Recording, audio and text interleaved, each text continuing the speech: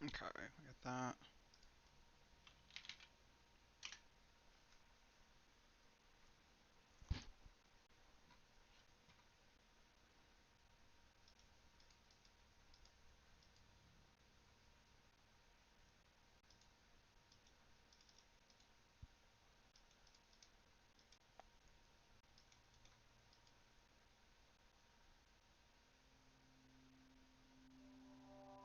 Show me where we began back in '95.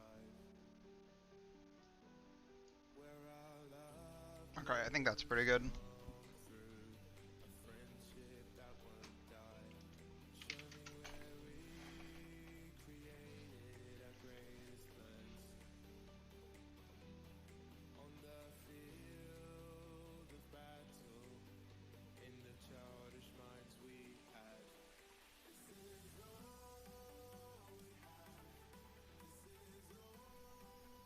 Okay.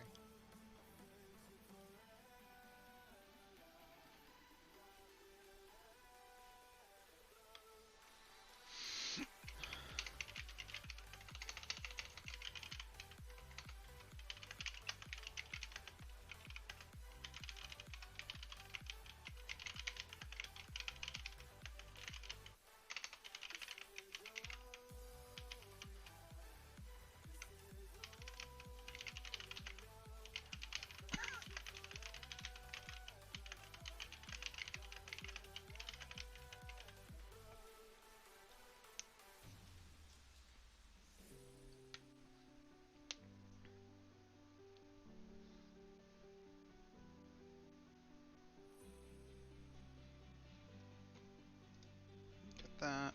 Okay. Was it here where you first kissed me on the cheek? Where you held my hand and said you'd always be here for me? Was it here where we sailed the seven seas? And we flew the fighter jet Oh wait, did I mess that up? I'm messing up my own tweet.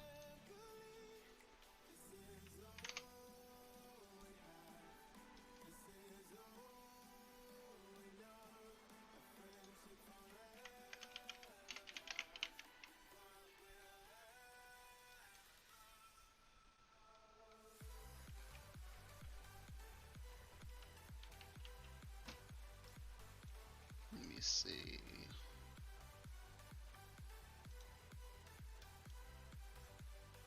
End that.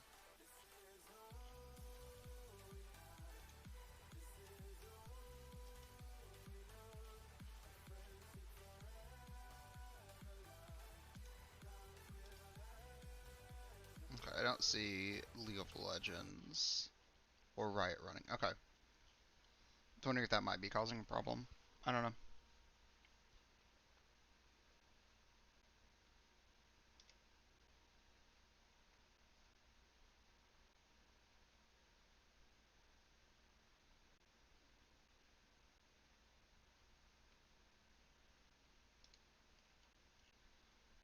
Okay.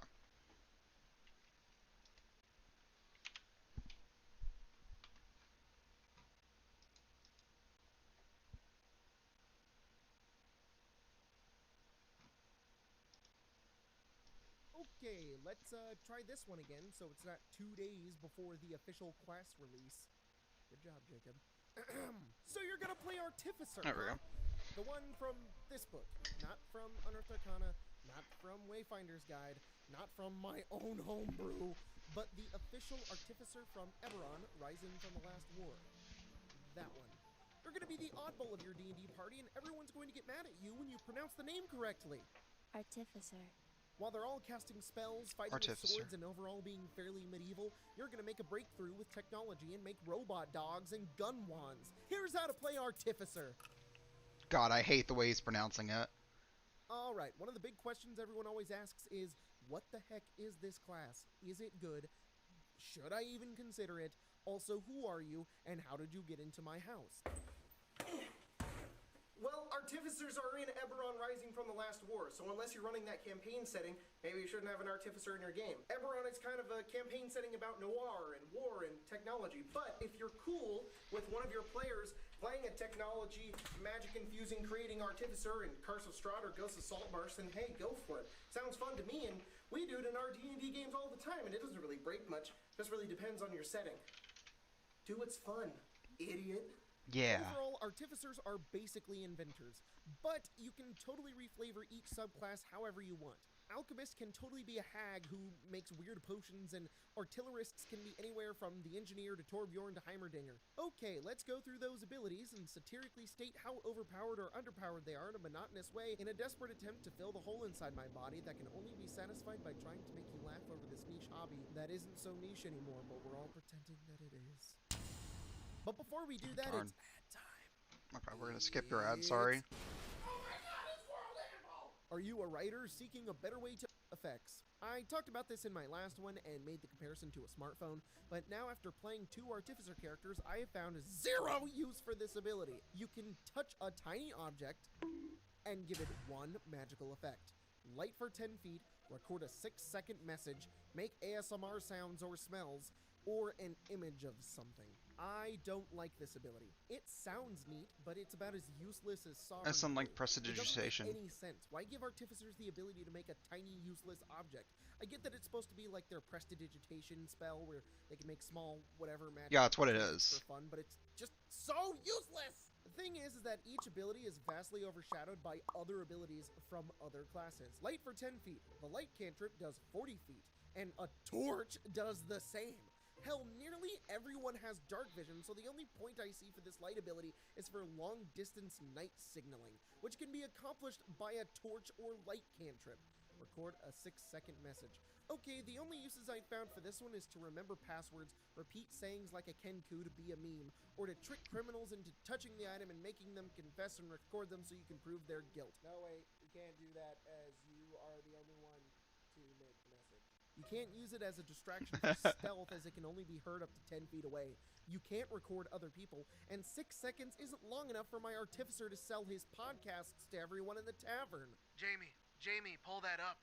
Yeah, man, druids will destroy you. They could turn into chips. No dragon will stand a chance. I suppose you could use the 6-second message recording as a little note passing thing where you could record you saying a message, pass it along to someone, and they could get some directions or orders, but still, it's only 6 seconds. That's not enough time to relay useful information, especially because at level 2 you can make sending stones. Make a sound that isn't a recording or a smell. Once again, it's pretty neat, except it's limited to 10 feet away. The only use I have for this is having a heart-to-heart with a character in the party who never saw the ocean. You can recreate the sound of it on a magical device. Or you can fall asleep faster with ASMR bird sounds. Or you can make your Artificer constantly smell like Axe body spray and the wizard smell like farts, which is honestly the best use for this, and probably the most useful thing from magic tinkering. Make their sword make fart sounds. Make their sword smell like the fart sounds, or make their sword have a picture of a butt on it. Or vice versa. You can inscribe a paladin's oath onto their weapon. Make an arrow glow so the fighter knows where to pick them up. That's Record a cool. message on the fighter's quiver when they're out of arrows. Make a paladin's sword smell of roses so that they remember their lost loved one every time they fight. Yeah, okay. Wow. The magic tinkering can be cool if you use it on your friends and you can be kinda creative with it. It's mostly flavor overshadowed by other abilities in the game, and really just feels like a, we need a crappy level 1 ability for Artificers, so let's give them this. Also at level 1 is spellcasting. Spellcasting for Artificers is encouraged to be described as inventions, which I really like. I think that's a neat way to go about creating inventions and whatnot. However, not every Artificer has to be like this. You aren't forced into making inventions for every spell, mostly because some of these spells are really hard to describe in the conventions of inventions. Thorn Whip, which is a cantrip, easy. It can be like a hook shot. Sanctuary, illusory mind-changing nanobots? Heroism, a syringe with adrenaline in it. Well, it's concentration. A remote-controlled syringe that slowly seeps into the target so long as I control it. What if someone wanted to pull out the syringe? A remote-controlled nano beetle that has a tiny shield and runs around the user's body so fast it grants them temp hit points and makes them feel really brave. The difficult part about all your spells being inventions is that they have limited uses and aren't actually physical objects that can be interacted with. It's all flavor. You see, sometimes it's just a little hard, and it's totally okay for your artificer to just know spells. They could just cast it from a wand. Why not? Artificer spells are unique to your artificers, so do them however you want to do them. Don't force yourself into a box. Force yourself into a hat. And be stylish. Level 2, Infuse Item. Artificers can create magical items. When you level up, you pick 4 magical items that you can make, infusions, but each day you can only make 2 of them. Alright, so I really like that artificers make magic items. That is really unique to Dungeons & Dragons and makes them feel like their own special class with their own unique ability. However, the ability is designed to devalue magic items and motivate you to make the infusions instead, kind of the upgrades. It legitimately feels like juggling. The infusions you can create are really powerful. +1 weapon, +1 armor, never-ending ammunition versus sending stones, a bag of holding, or an alchemy jug, which are also arguably very powerful. However, if Every you party pick needs a 4 bag of really holding. awesome things in order to It's change them ridiculous. to be prepared, well, be prepared to not be prepared because you can only recreate each infusion after a long rest, which I think is really dumb. I have 2 Artificer characters, and maybe I'm just bad at picking infusions, but hear me out. Damon has a returning trident that my DM let me reflavor as sort of like a buzzsaw that runs along the ground and goes back into his hand. It's the returning weapon infusion. And it also acts as a shield. Okay. +1 armor bonus I put on the shield and returning weapon for the buzzsaw.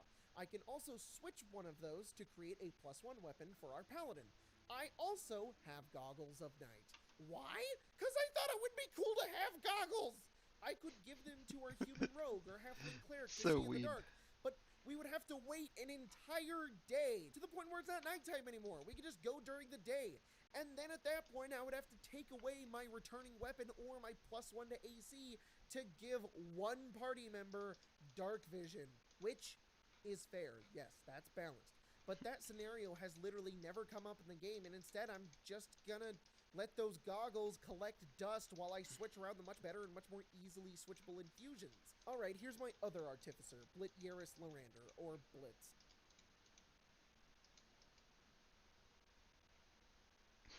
He's a dragon marked Lorander half-elf, and I don't really like playing a power build, so I told my DM that I wanted to play a dragon marked character, but I would nerf him a little bit by having his arm amputated after a flying accident. The accident is why he's an adventurer, and he now has to reclaim his glory to be back with his house. So, I have one of his infusions being a prosthetic limb. That's fine. That's the handicap I gave myself. That's kind of cool. However, his other 3 infusions are way better than having an arm. I keep the arm as Blitz, as a person, wants an arm, and if you wanted to use the 2 infusions and get rid of his arm, he's got to contemplate that all day and then hope he's not going to need his arm for an entire day just so that the Warforged can have a +1 to AC. Okay, what's my point to all this? My point is that making magic items is really cool, and I love the choices you get, but you rarely get to change them. I kind of just wish you got 2 infusions, and that they were upgrade infusions, and that you could switch them over the course of a short rest, and then you could have 2 defined items, and you don't have to juggle 4. Also, Boots of the Winding Path of though. Level 3, Artificer. Those sound pretty good. Right, being able to change your stuff is really powerful. For the job. If you spend an hour of uninterrupted work, you create a set of artisan's tools. There we go. That vanish if you do it again. What the? A soul for a soul. Artificer Specialist. You get to pick your subclass. We've got Alchemist, Artillerist, and Battlesmith. Alchemists are described as the OG artificers. They combine ingredients to infuse things with magic. You get healing and restorative abilities. Really I don't like alchemists alchemists. Of this class. I hate And consumable experimental based. elixir, where you can randomly have some beneficial effect happen, which is honestly my favorite thing. I like that you can also spend a spell slot to choose whichever benefit you want, making this really fun and diverse to play. I like the randomness and the choice. It's cool. I like it. Artillerist. You're a blast and attraction, plan of action, contraption-making engineer. You can create an Eldritch cannon that blasts fire, force damage, and give out temporary HP. You can also make gun wands. Gun wands That just sounds... make your spells have an extra D8 to damage. but it looks really cool. Artillerist is basically the big boom I pow want a gun artificer, wand. and Does I'm it sound kinda cool? glad they got rid of the guns and made these really unique Eldritch cannons. It makes for interesting combat. Battlesmith. This is the protector tanky fighter artificer. You gain extra attack, smite, proficiency in all weapons, and you get a steel defender that can attack with your bonus actions and give disadvantage to attacks within melee. If you want to see me play the subclass, I mentioned Damon earlier, and he's my Battlesmith with his Steel Defender Pythias over on Arcane Arcade with Adventures of Apnea. We're live on Friday nights! Level 4, Ability Score Improvement. Every time we get here, in these guides I brush it off to the side. All the classes get this, a feat or +2, it's up to you to decide.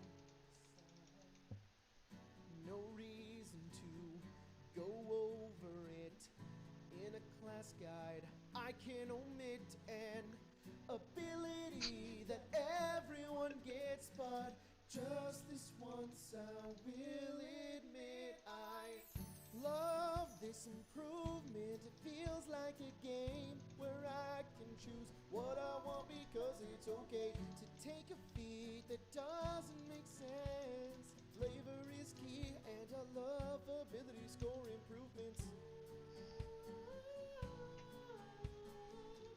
Not gonna go over it. You're just gonna spend this much time making a song about it. Feats and stuff. I can't take down every element, but if you're artificer, take the 2 in intelligence. Ooh, yeah. Intelligence. Intelligence.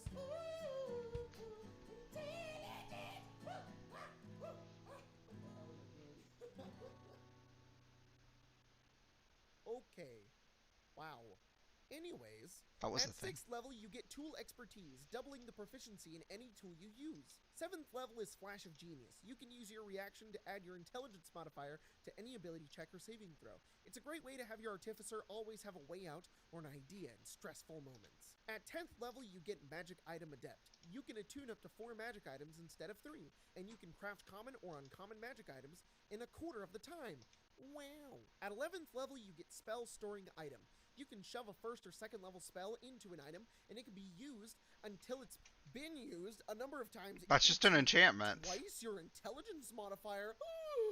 That's This not is new. like actually forging your own magic items. You can give the rogue jump boots. You can give the fighter dark vision goggles, pyrotechnic gauntlets, disguise self mask. You can give out any kind of invention and item linked to a spell. Holy crap, this is the most creative and awesome ability. Why isn't the Artificer built around this?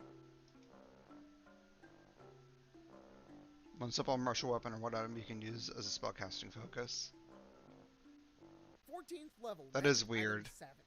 You can attune to 5 magic It seems items like this at class once, just has a and lot of meet like all class restrictions rates on and it that spell aren't level necessarily fun. requirements on attuning to or using a magic item. And at 18th level, you get Magic Item Master. You can attune up to 6 magic items at once. 20th level! That was too much. Yeah. You develop a mystical connection to your magic items, which you draw on for protection. You gain a +1 to all saving throws per magic item that you are currently attuned to. If you're reduced to 0 hit points but not killed outright, you can use a reaction to end one of your Artificer infusions, causing you to drop to 1 hit point instead of 0. That's cool. Honestly, that's kind of interesting. I like this class a lot. There's a lot of really unique abilities that grant you That your own doesn't sound style amazing, in but a that is unique actually way really without powerful. stepping on too many shoes. You get a unique variety of spells, the ability to make. But this is like the character that will have a lot of magic items, so that 20 makes sense. This honestly might be my favorite class next to Bard and Warlock. I really love how it comes together in every part of it. Except for you, magical tinkering! The magic tinkering is really cool. It seems like that class is actually like really cool. It just has some really weird like requirements. Like I don't know why certain things are I don't know. Like you could be just doing a lot more with it and you're not.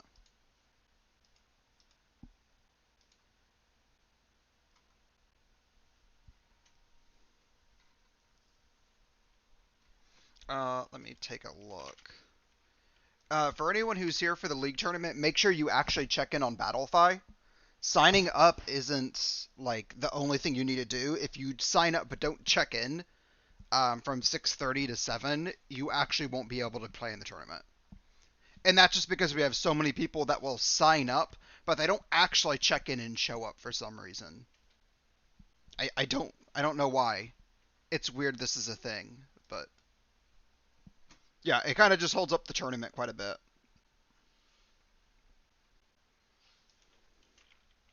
Um, I don't know if there's a fast League of Legends video we can find. We got about 10 minutes. Okay. Hello Summoners and welcome back to another one of our videos. My name is Nathan Ing and today we'll be breaking down the meta moving into patch 11.3. While we do expect changes soon, a lot of these concepts should remain relevant even in the next patch. If you want to win more games, you need to know what objectives and power spikes that you'll need to play around. Patch 11.3 is coming soon and we'll touch on some of our meta predictions at the end of the video. To make things easier, I'm going to talk about each individual lane and what kind of playstyles are finding the most success right now. Remember, you can climb with any champion in the game as long as you at least try to follow your role in the game. We won't spend too much time on specific champions and builds this time around. If you're looking for some of those, check out one of our tier list videos or our OP builds videos. Before we get started with the breakdown, our question of the day is, what's one thing that you hate about the current meta? For me, I really don't like playing against support champions mid. Let us know what you're thinking in the comments down below. Okay, so before we get into the different lanes, let's talk about the early, mid, and late game meta. The early game is crucial right now, and it's even more important in solo queue. This is when most lanes are won or lost, and it's really hard to recover from a bad early game. People will always want to FF at 15, but right now it is really difficult to come back into the game with how easy it is to snowball a lead. I'm not telling you to surrender, I'm just telling you guys that you need to prepare for the bumpy ride. When I say bumpy ride, I'm talking about the mid game. This is where everything starts to go off the rails. Part of this is mythic items, right? Just being able to get to your mythic items a bit sooner than your opponent. That's a really good snowball effect. Then Anivia, you could have gotten him! Yeah, why you wasted that flash? You didn't need to do that. Game is very difficult to play perfectly. There's always a chance to jump back into the game, so don't give up if you're behind. When you're in lead, just make sure that you don't push your luck too far, otherwise you'll end up with a loss. We expect to see this explosive style of gameplay continue in patch 11.3. He missed his Q. Oh, he still got it. Mix. With how intense the early and mid game are, we hardly see any matches reach the late game anymore. When they do, the meta is pretty much the same as it usually is. Once everybody's on a relatively even playing field, it comes down to the better macro decisions and mechanical outplays. We won't spend too much time talking about the late game since it's pretty standard. Remember to peel your ADCs, since the role is insanely powerful with multiple completed items. Shield Bow is receiving a buff next patch. As it gains popularity, peeling for your ADC will be even easier than before and even more important. Okay, so let's go ahead and start talking about the individual lanes, starting with the top lane. Ever since the beginning of the preseason, there's a lot of changes in this lane. What kinds of champions are good? Are tanks still OP? Can Aatrox 1v3 only with a Gore Drinker? That last one is yes. Right now, top laners have a lot of variety in their champion choices. Every position in the game can fill multiple roles, and this is a big reason as to how explosive some solo queue games are. Tank tops, not to get confused with tank tops. Ooh, that E actually, that was good. While the split pushers like Camille can totally take over the game with just their mechanics. In the early game, top is the most volatile role in the meta right now. When you are messing up a trade, a good opponent will heavily punish you for the rest of the laning phase. This isn't anything new to top lane, and experienced players know that you can't just farm or trade whenever you feel like it. This is why I feel like a top lane is full of masochists, and you have to be a special kind of crazy to play it. If you're playing a tank, make sure that you're planning out your trades beforehand. It's crucial that you don't die against somebody like Darius, otherwise you'll make things a lot harder for you and your teammates.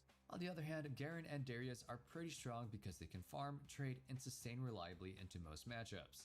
If you want to play a more stable early game, top laners with easy trade patterns and reliable sustain are doing great right now. The consistency to not go 0-5 in lane will help you win a lot more games, in any role, but more so in top lane.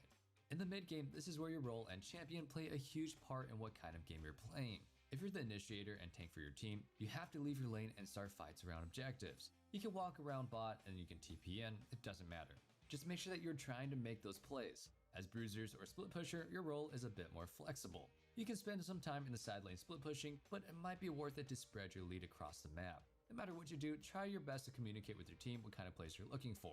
In the late game, play out your champion and roll to the best of your ability. If you're split pushing, keep split pushing. If you're a tank, look for those fights and TP flanks. Remember not to always let any lane push into your team for too long. If you have TP, it's your job to manage the side lanes, even if you're a tank against a split pusher. We expect the top lane to stay the same in patch 11.3 with some powerful Gore Drinker users out of the picture. Keep an eye out for Riven, since we're expecting her to be one of the best top laners in the meta. Moving on to the jungle, a lot of players are saying that this might be the strongest role in this meta. This meta is all about flexibility, and there's a viable pick for everyone. You can play tanks, assassins, and mage in the jungle with a high amount of success. Ivern is strong too, which means that junglers can play literally anything in the jungle and find some way to win. In the early game, this is where you'll need to play the best in order to find your success. You'll need to understand what kind of champion you're playing. What are you good at? What champions are you weak against? Can you win the 2v2 with your mid laner? These are all questions that you need to consider in the early game. If you want to learn more about jungle matchups, clear paths, effective ganks, and more, you should visit us at ProGuides.com. We have coaches online 24/7, and they're reading to answer any question that you might have. This season is about understanding the game, and a high elo coach might be the right move to get you to help you reach your goal. Coming back to the jungle meta, Scuttle Crab is a crucial part of the early game. You have to identify early what your plan is to secure at least one of these crabs. The best way to do this is to predict what crab your enemy will go for, and then go for the other one.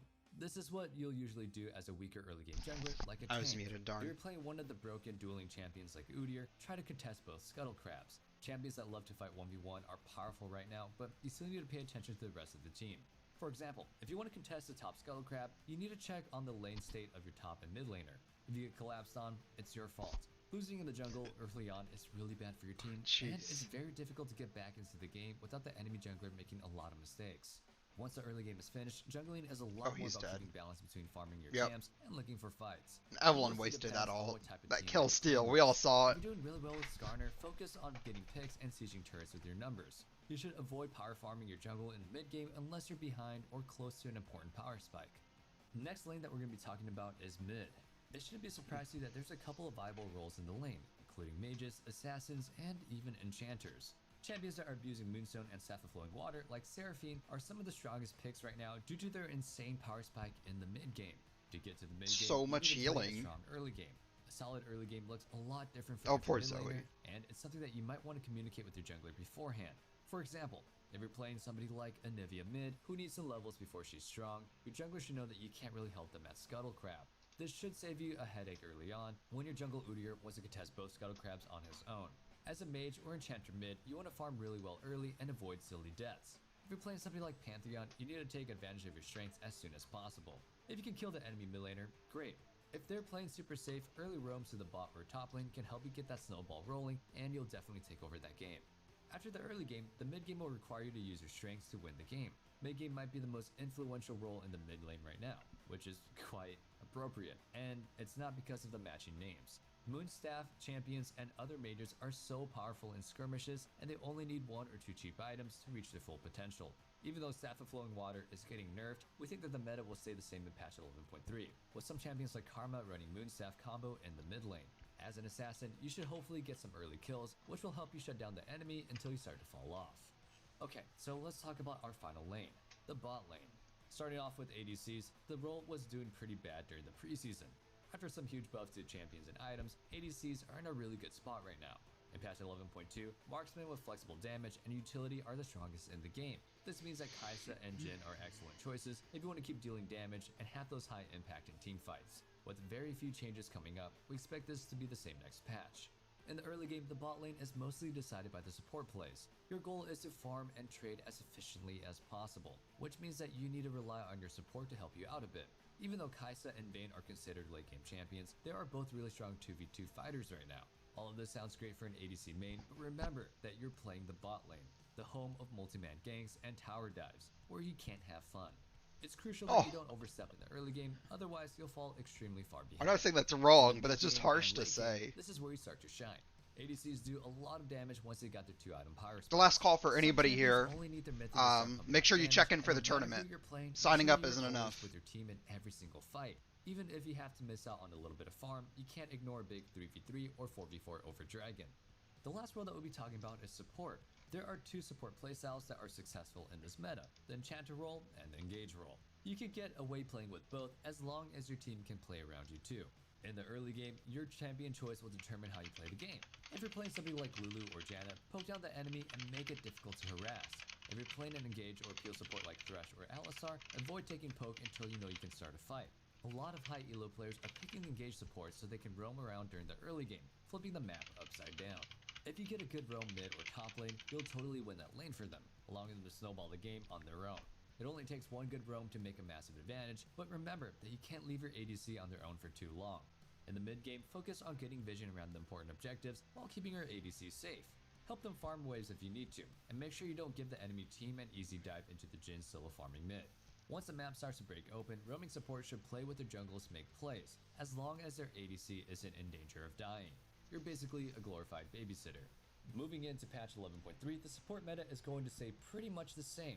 It's a great time to play both roaming and enchanter supports. And that'll be wrapping up our meta breakdown headed into patch 11.3. Remember that you can win games with any champion. Okay. We got that. We should be about ready to start. I'm going to do one hard refresh just to see how many checked in players we got. I'll set up the bracket and we should be good to go. We got 10? Okay. I'm going to try running a bunch of this on Firefox today. It shouldn't matter. I'm wondering if running the spectator from op.gg will change anything. I'm extremely doubtful, but I don't know what else to be doing for this.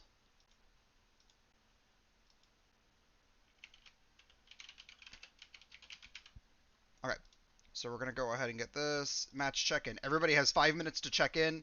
If you don't check into your match, then Battlefy will automatically declare you losing your match, and we move on. That's pretty much just to make sure, like, the match doesn't get held up because somebody didn't show up or they can't play or something. Aside from that, this is a double elimination tournament, so if you lose one round, stick around because you're still in. All games are best of 3 except grand final and winner final.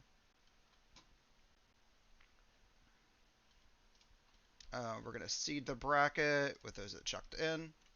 As always, we seed randomly. It's the most fair thing I can do.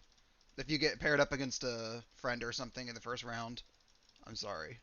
When is it starting? We're starting right now. There's the bracket. Okay. Before I start really fast, rules for the tournament. Today is melee only. If you're not sure like who isn't melee, I have a command for exclamation point melee. That list, anybody who's ranged is globally banned, so you don't have to waste a ban on like Caitlyn, for instance. She's already banned. But any of the like semi-melee, semi-range characters, like Elise, Gnar, Jace, they're already banned as well. If the character has some sort of ranged form, then they're banned. But characters like Zed, who has a lot of range in his kit, is still available because his auto attack is melee, and that's what we're going off of. Win conditions, just whichever one's fulfilled first. You win if your opponent dies, if you take their tower, or you get to 100 CS. If we couldn't check in, we get DQ'd, right? If you couldn't, do you mean check in for the tournament or for your one match? Because it's for the match. I haven't started the seed yet. But once one of those win conditions is done, you can report your own scores. I always recommend the winner. What is it?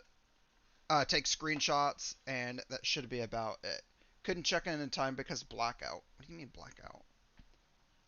What's your league name? Let me see.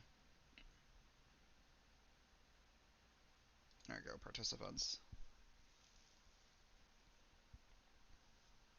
A regular Doge. Okay.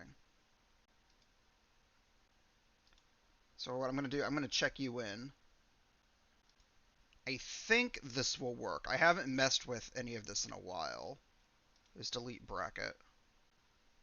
So that should have us at 11 people checked in. Okay.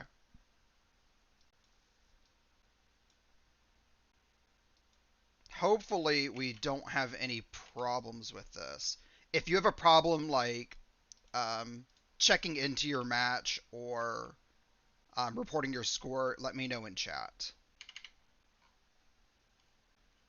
Because the last time I tried to do this, we did have problems, but I think I'm doing it differently now.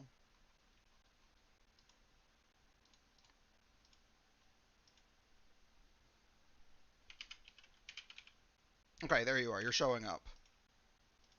Okay, we're going to auto-seed randomly. We'll shuffle a few times. Okay, rules are straightforward. If you have any questions about rules or what champions are really good, I can kind of make recommendations. Um, Otherwise, everyone's free to go. I'm going to be spectating as many of these matches as I can, so if you're like waiting in between matches and you want something to do, come check out stream, give me a follow, all that good stuff. Um, Aside from that, yeah. We do this Mondays and Fridays, so our Monday tournament is melee, and then our next tournament is any characters. So if you prefer to play like ADCs or like traditional mages, Monday may not be the best for you. Do we set it up ourselves? No. Battlefy does pretty much everything for you. So I'm just going to use this one as an example. First of all, there's a chat here. You can do all your bans here. Everyone gets 3 bans.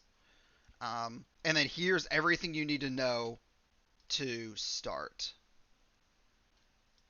Which I'll jump into this match just to show you. I hadn't opened League yet. It's actually Battlefy does a good job. This is pretty easy. League just takes a sec. Poor computer could use a bit more CPU, but it's okay. It tries. There we go. Okay. So what you're gonna do is you're gonna click this to copy your tournament code.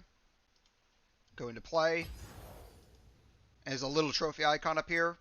Paste in your code, and you're good. This is your game. Like I said, it does pretty much all the work for you, so it's pretty easy. And then you could just report your own scores. There's a red report score button. I got a buy. Yeah, we had 11 people, which is a really like odd number. So like half the people got buys and half of them didn't. It's literally all down to luck. So even if you did not get a buy, it is double elimination, so you always have a chance to come back and win.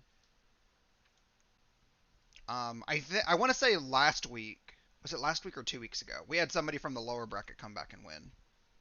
So obviously you want to be in the winner bracket because you've got a better chance. But if you get knocked down one, learn from it, change your bans, and go again. Some characters are just really good for 1v1s and some characters aren't.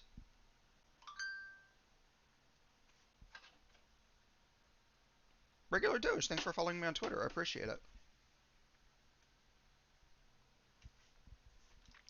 We could try to find a game to watch. Checked in. Where's the code? Be above on this page. Yeah, so we do 2 league tournaments a week. I'm wanting to start into Overwatch 1v1. I need a few people that play Overwatch just to help me test it, though. So if anybody here really likes Overwatch and be willing to help me test Battlefy for it, let me know, and I might do that after the tournament. Because I think Overwatch 1v1s would be really fun as well. But I don't know how Battlefy handles that. Like, League is super easy. You just get a tournament code. I don't know if it does that for Overwatch. If it does, it's great. If it does a lot of things like you have to add people to your friends list and all that, it may not be worth it.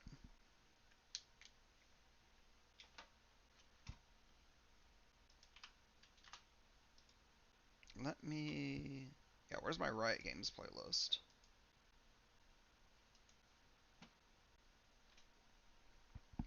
Wait, we can listen to music that's appropriate and not going to get me DMCA'd.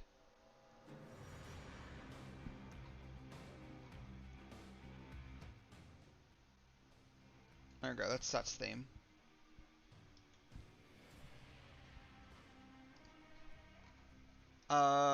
Somebody put something in my Discord? What's up?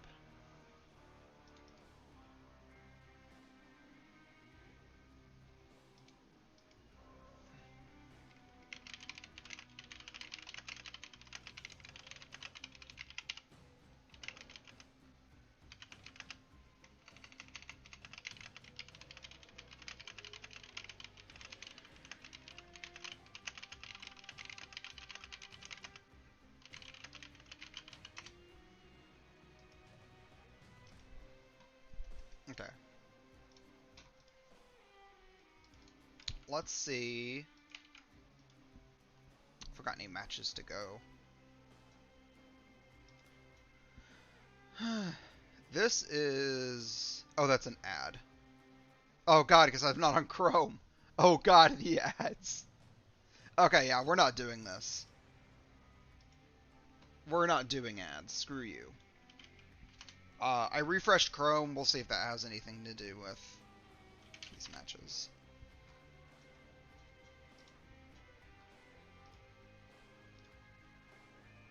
Here's my Melee tournament. I didn't even recognize the page. There's so many ads on here. Jeez. Prying Baba.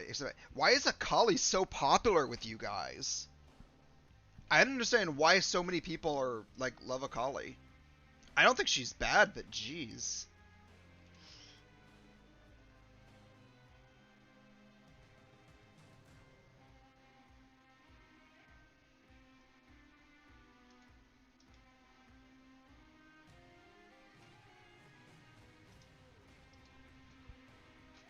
It's fine. 2.5 minutes. We should be able to go ahead and join in. Unfortunately, mirror matches are just a little bit more difficult to cast. It doesn't feel like there's nearly as much to talk about.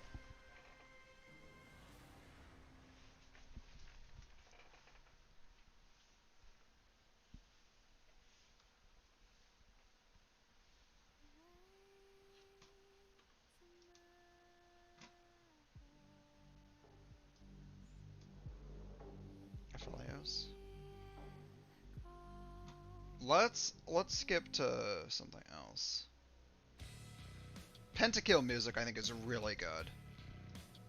Like the Pentakill music I actually like a lot more than like KDA. Not that KDA is bad, but I want Riot to do more music like this. It's probably just not as popular, you know.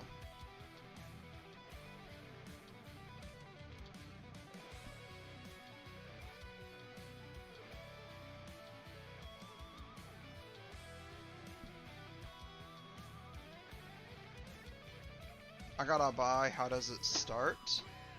Let me go back to it. Oh, right here. So it looks like, I'm guessing this is you. Your other person's here. Let me load, which is taking a sec for some reason.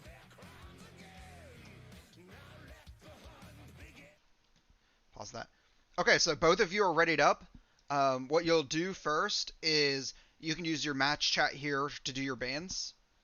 So it's everybody gets 3 bans. The bans are for both players, not just your opponent. And then the instructions for joining your match are just right here. You literally just copy your tournament code and just put it in the trophy thing right here. Paste it. Okay, so it says it's invalid, so I'm guessing the 2 of you are already in there. But yeah, I highly recommend you do your bans in this chat, because with League Chat, once you press that start button, the bans go away. You can't see chat anymore. Which means if you like happen to forget, it becomes problematic.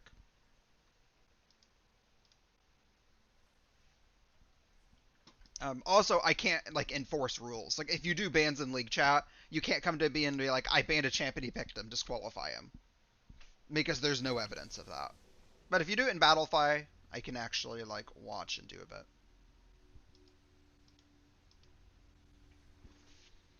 Okay. Guardian's Horn. Yeah, this is going to be about the same matchup I think we've seen before. 3. I've seen some people, they'll go Guardian's Horn with 2 Rejuve beads and then like 3 potions. I think the 3rd Rejuve bead is better. Potions are better for a short game, but like if you're going Guardian's Horn with a bunch of Rejuve beads, Fleet of Foot. Is it Fleet of Foot or Fleet Footwork? I think it's Fleet Footwork. I always get it mixed up. You've got a ton of sustain in your kit, which is weird for a character that literally has no sustain built into her kit, but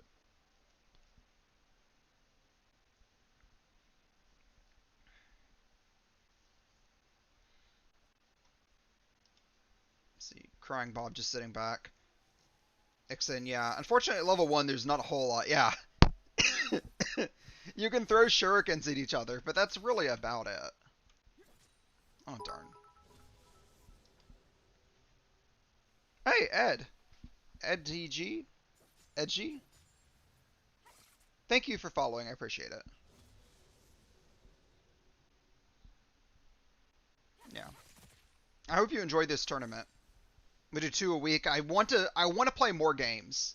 Um, it's just like League is a really easy spectator mode for me because I can literally just jump in without being there at the launch of the game or having to add everyone to my friends list, which is just annoying.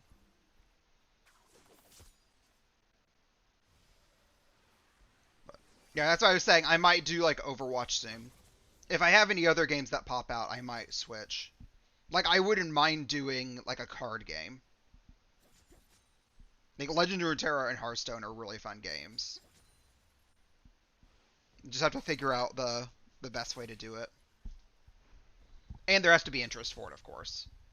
I don't want to run a tournament and pay out money for like 2 people to show up, you know.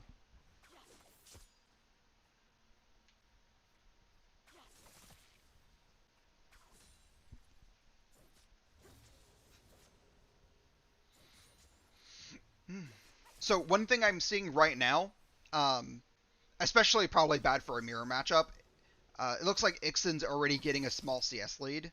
It's only about 10, which isn't too much, but it is important because there's a win condition for 100 CS, which means it's like if you just start steamrolling ahead on CS of your opponent, you don't have to actually fight them anymore. 100 CS equals win. That's one of the win conditions. You win with first blood, a first tower, or 100 CS. Any of those 3 win. Nearly all games will go to first blood though, but it's important to have that pressure from 100 CS. One thing, oh, Ignite going out into Ixen Bay. Stealth Ixen's just running out Crying Bob E's. They're both going to get benefits of this heal. Crying Bob ults out, Ixen follows. Yeah, Ixen's going to want this heal. Yeah. Because what'll happen is if someone gets to like 80 or 90 CS, that means they're really close to winning. It means the other opponent will usually try to force an engagement, even if it's not likely for them to win, just because you get desperate. That's why I say, like, maintaining a CS lead is really important. That also does give other characters, like, a better way to win. So for the other game, when it's not melee only, certain characters like Ziggs and Xerath that have, like, really good wave clear also have a win condition.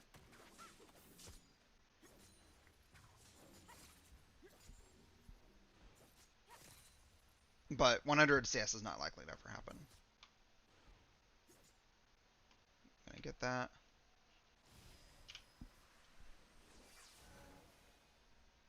Okay. Also, I don't know if anyone can confirm with me. I'm fairly sure that if you like in game, you can see the relic timer at the top of your screen, right? I know in normal ARAM you can do that. I just don't know if it's for this game mode as well.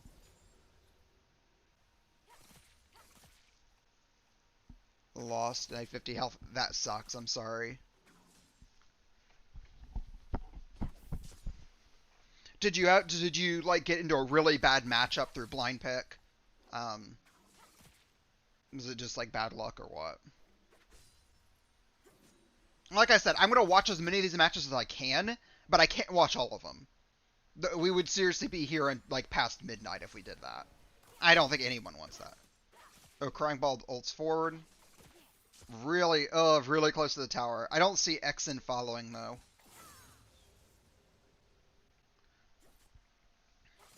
Was playing a Lowy. Should have ran Corrupting Potions and maybe a sword. Crystal sword. So for me personally, the 2 starting items I would recommend most people is either Guardian's Horn or Hammer. Because usually you want that kind of sustain in lane. You have bonus sustain just because we're playing on the ARAM map, but it helps. I won, but I can't see the game. Oh, am I just not watching your... We're still in this first game. This one's taking a little bit. Like I said, some games will go close to 100 CS, and other ones, like, you'll just kill each other as soon as you see each other. Like, we had one game last week. I think it was in the finals. It was like Olaf versus Volibear. As soon as the characters saw each other, they just ran at each other and it was done. The game was seriously over in a minute. And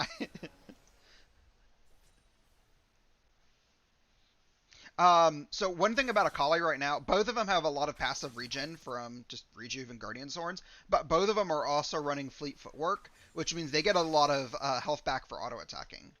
That means if you can pressure your opponent so they're not able to last hit minions very often, you're actually cutting off a lot of their regen too. You want to make sure you can actually stay and constantly auto attack. Also means you want to make sure you're moving so you get your energized back. Okay. So this is what I was talking about at the start of the tournament, where sometimes these matches just freeze. I don't know why the spectator function does this. I've actually been talking to like Riot support about it for a while now, and it's still not fixed. How do you do bans? Okay, let me get out of here. Um, what's your you want? Hey, nice. What's Coburn? Where? Oh, you're right here. Okay. I recommend you do your bans. Yeah, just do them in chat right here. That way, League doesn't just erase everything because that sucks. It hasn't happened recently, but we had a few times where people did their bans in League, like the League client, and then someone picks a ban champion, and I believe them. I believe it. But because I don't have an image of that, I can't uphold a rule. Wait for the other guy to do. Yeah, he just did. Ixon's the match we were just watching, so he might have like needed a minute to like go to the bathroom or something. By the way, if you do need a moment for that kind of stuff, ready up and then just say something in chat. Like, I think we're casual enough that we can wait a minute for each other. But if you don't say anything or you don't ready up, there's nothing we can do about that. Who do we want to watch next? I need to see what's with this match. Is this going? I don't see bans in here, but we'll see if this match is going anyway.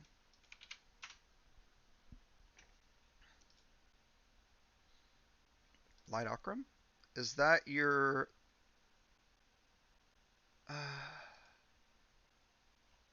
let me look at the other person's name. Okay, yeah, it looks like they're not in a match yet. That's fine. Yeah. Also, I'm seeing a lot of like new people in chat. Thanks for joining and thanks for hanging out. I really enjoy the tournament a lot more when I actually like have people in Twitch chat to talk to. Or YouTube chat if you're here on YouTube too. I don't care. To Lev, thanks for following. I appreciate it. I lost. I'm sorry. Was that your first loss or your second loss? Oh, wait, are you talking about the match I'm trying to look for now? Okay. We can find something else to watch. It's cool. Yeah. I think one thing, because there's a lot of new people here, so I feel like it needs to be said. Champions that are good in normal league games, like in ranked, are not necessarily good here. Right? Because in normal league, there's so many other things, like having like map control, understanding where vision is, understanding ganks, that play no role here. Right? There's none of that in the ARAM map. It's literally just, can you hold your own against your opponent? And sometimes blind pick absolutely sucks for you. That's just part of it. But that also means other characters like Darius, for example, that usually have to extend in lane, making them gankable, are much stronger here because there's no one to gank. Darius is actually a monster. Um, I highly recommend you consider picking or banning Darius. Akali, Garen, Darius, Tom, Nocturne, Darius. I don't know if the Nocturne pick is necessary. I've seen a few people pick and ban Nocturne. I'm not convinced he's that great. but maybe some people just have more experience than I do. Also, you can use like various websites to look at your opponent's play history. If you're wanting to take this really seriously, which some people do, then yeah, I would recommend you take the time to look up your opponent and make those ban decisions. Otherwise, just pick the characters you hate seeing. If you think like Zed is the most broken piece of trash ever and you hate seeing him in every match, just ban Zed. No one's gonna judge you for it. Zed's an alright pick anyway.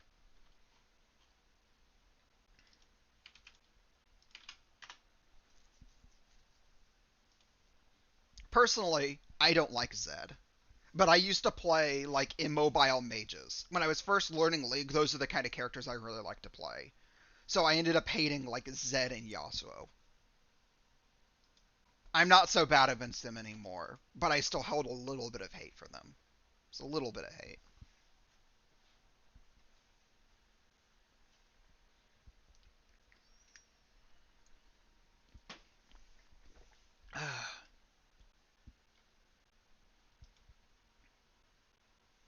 Ooh! Okay, this is our first actual game getting to see Viego. I'm excited for this. I don't know if he's just been banned a lot or what, but we haven't actually seen any Viegos. I want to see. Okay, I was wondering, it doesn't look like his wall goes through the entire map. There's the taunt.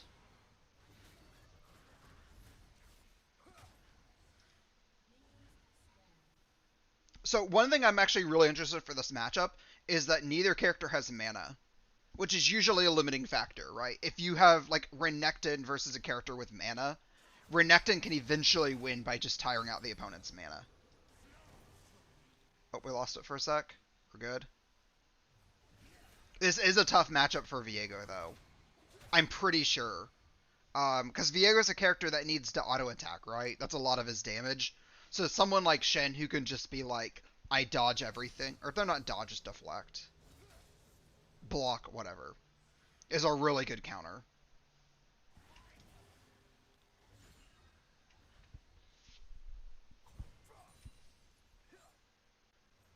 This does go really far.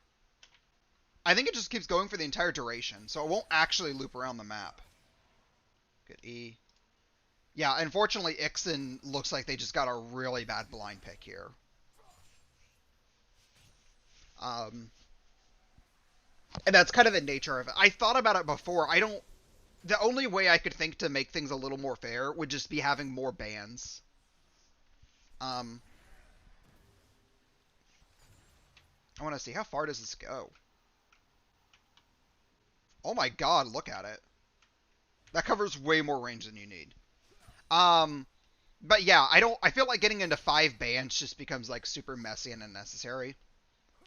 I saw one tournament organization, from a gentleman with Esports How I was talking to, where the players pick, I think the way he did it is they pick 3 champions, and that's your entire pool for the tournament.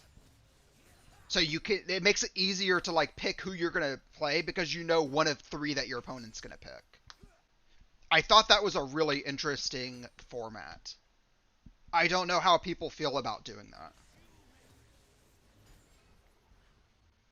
The way I would probably do it slightly differently would be to do something like 4 picks and then 1 ban. Because I really don't like having no bans. Ooh, good dodge. I think that would be a really interesting way to hold it, but I don't know of a good way for me to enforce the 3 champion rule. Right, because no disrespect, I don't want everybody in the tournament trying to DM me and having to organize a bunch of stuff before the tournament. Right, that's just a lot of work. Ooh, Coburn. Oh my god, this is dirty. Actually claiming his opponent's relic like that. That's so aggressive, but that's actually really crazy. Ixen just lost a lot of healing potential from that. Ninim? Thanks for following, appreciate it. If I also pronounce anybody's name wrong, you're welcome to correct me, it's okay.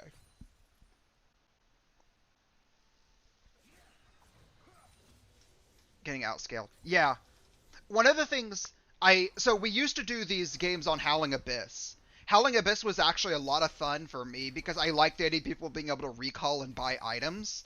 But the problem is the rules for like you can only go in one lane are so messy. Where people start questioning like where does the river start or when am I allowed to go into the jungle? Like what if I get pressured into it? I think that makes the tournament a lot less fun when you have to worry about stuff like that. Stun, block. One of the problems also with Shen. Shen doesn't have an ultimate. Because the ultimate, he literally can't cast it. It does nothing for him on this map. Which just sucks not having that. There's a few other characters. What's her name? Callista? Callista is crazy in 1v1s. But she only has two abilities, because the other ones rely on having a bound ally.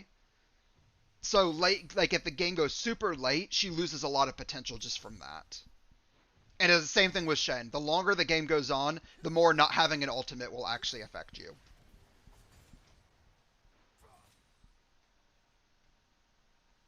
How will the grand finals work in 7 minutes? Oh, first of all, congrats on getting that far. The way the grand final works is it's the winner final versus the lower bracket final. So whoever wins those two will both be in the end. We froze again. Okay. I'm trying not to make a big deal about it, but it's frustrating. Um, Here, let me just go to the bracket, and it'll make it a bit easier.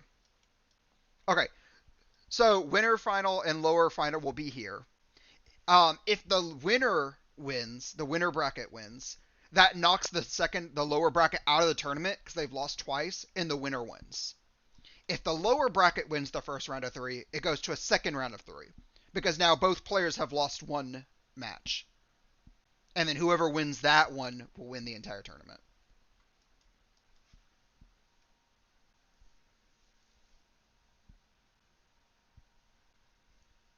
Same bans on every match. I understand. There's some characters that are just awful. Especially I think if I could do like a formal poll from everyone on Battlefy, I bet most people here are top laners, which means you guys have really good understandings of like counterpick. So when you win the lower bracket, do you get something?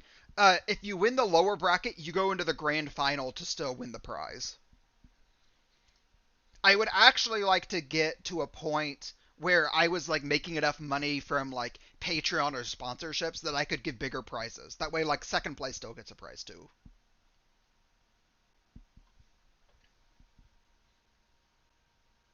Have the same band. Oh, I understand. I'm sorry. If you're in a best of 3 game, like the winner bracket is still best of 3, you can change your bans in between rounds. So if your opponent like picks Warwick and just destroys you, you can ban Warwick for your second match. And I would recommend that too.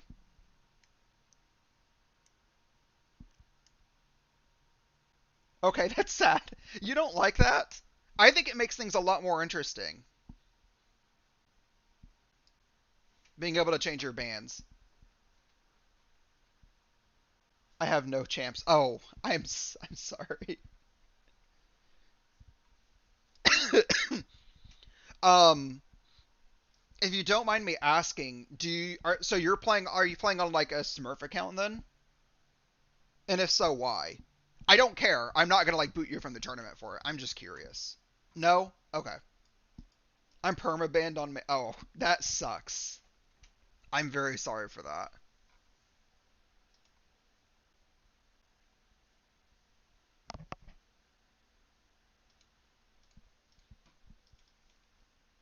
Let me refresh the bracket, and we'll find another match to watch.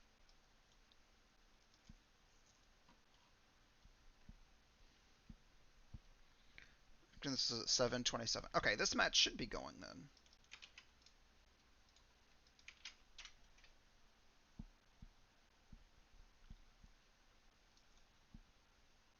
Yeah. If I ever had like my main account of League got banned, I would probably just never play the game again. I I couldn't do it. Like perma banned. Like A timeout is whatever, but that sucks. Why is it double pan? Why keep getting mirror matches? I think this is the third mirror match we've watched. Maybe. I have 32 perma. What do you? Oh my god! You have 32 perma bans?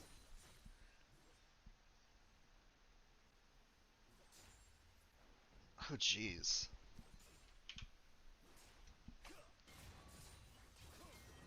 Oh, Light here, manning up and just starting with a BF sword. Oh, I love it.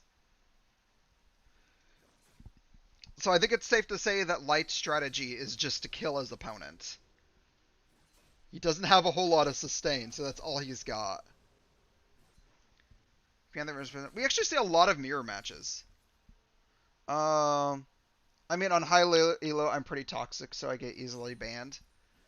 League in general, I think a lot of people, like, I think the higher elo you get, the more toxic people are. I think. There's probably like a reverse bell curve where like the super toxic people are at the like really high or really low. The people that are like gold and like silver or so, like more, I think silver is in the middle, right? Like those people are probably like they're trying to improve, but they're probably not super toxic about it. I think. Um, I've got a buddy of mine. He has problems with a bunch of like multiplayer games like MOBAs and stuff, where he just has to disable chat. Just and maybe that's just what some people need. Just disable chat. Um, like you could still like do pings and stuff, but yeah. Um, but my buddy, I think he does it not because he gets toxic, but because people just tilt him so hard. Like, okay, both ignites go out. Oh, there's barrier. There's the flash. Okay, no summoners. Ooh, that Q. I think they're low enough health. They get the crit on their Qs now, right? Oh, that's not what I'm trying to do. Maybe not. What is the percentage? Oh, below 20%.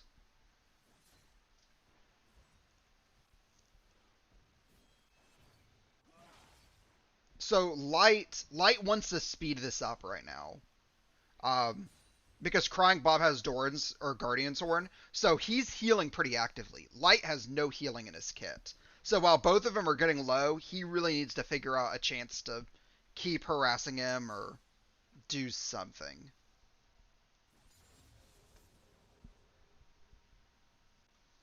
What do you do after you win? You can just report your own score. If you go to your Battlefy, that match page, there's a red report score button. Players can just report their own score. I don't want to be, in all seriousness, I like running these tournaments, but I don't want to take on too much responsibility. I don't want to have to like watch every match and like report everything.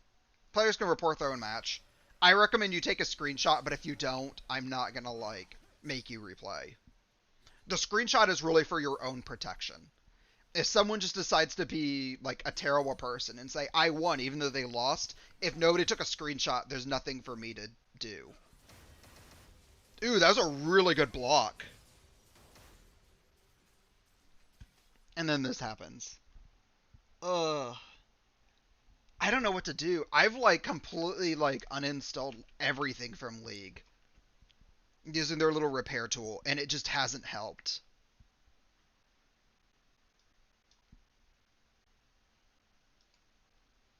This is the kind of stuff that makes me want to like stop doing the League tournaments because I hate not being able to watch them to full.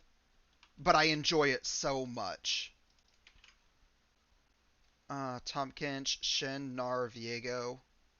Gonna ban in sequence for you. Yeah, if you want to ban in sequence, you can. Or if you want to just throw out all three, I don't care. Darius Choco. Tom Kinch also. Tom Kinch is like a hidden OP character. I think he's pretty good. He's also got like insane like health regen for some reason. Mordekaiser is another one. He just has a lot of sustain in his kit. Wait, is this the same Ixenbei versus Eddie? Let me refresh. I don't know if we're watching the right one. I don't want to watch another mirror match.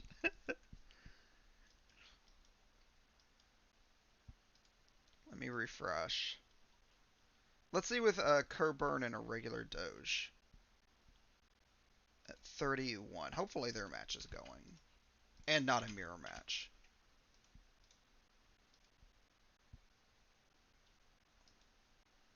Oh, here we go.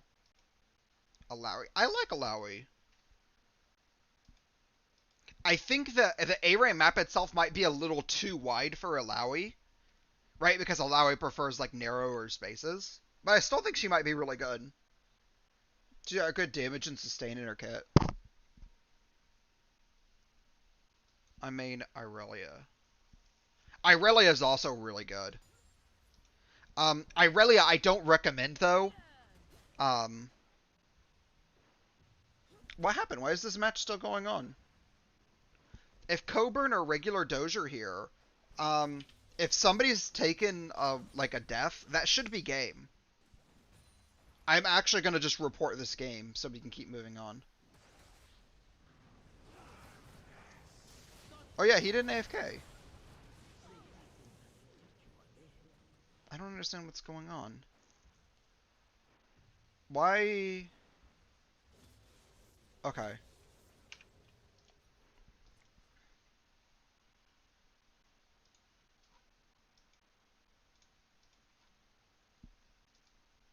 Okay. Also, I'm sorry, Niam. I got distracted talking and I didn't see. You were Grandmaster in 2020. That's crazy. I can't imagine, like, taking the time to get that good at League to be Grandmaster. Keyboard not working, can't take a screenshot. It's okay. I went on ahead and reported it. Or I thought I did. The bracket not update? Okay, there it is. Like, it wouldn't update.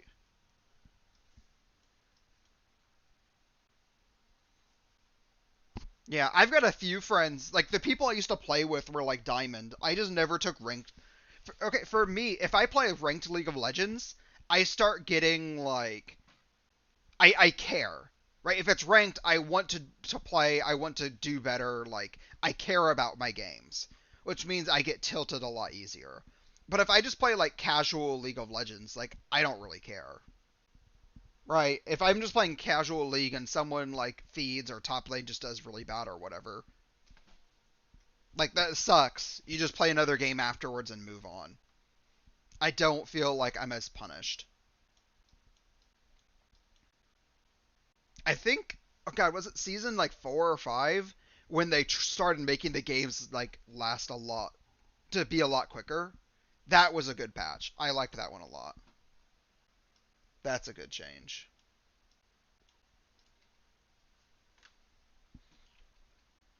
Because it's stressful just to get stuck in a match that's not going well.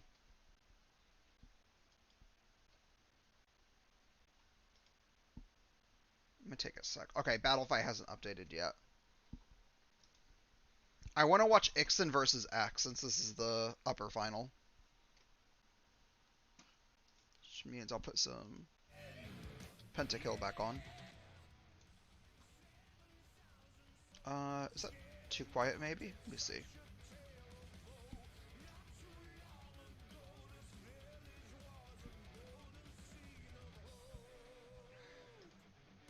Let's see. Rengar, Fiora, Akali, Urgot, Tom. Urgot's a range character, so you actually don't have to waste a ban on him.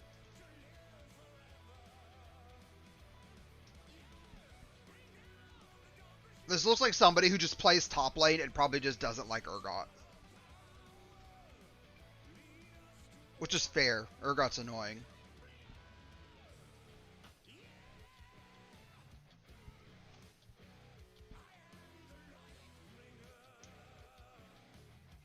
I main AD.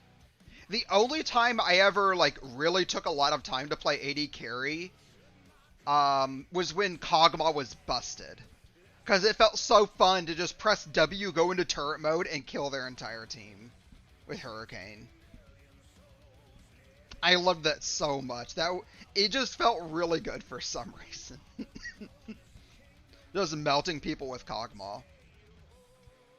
Otherwise, I would say I'm probably not that great with ADC.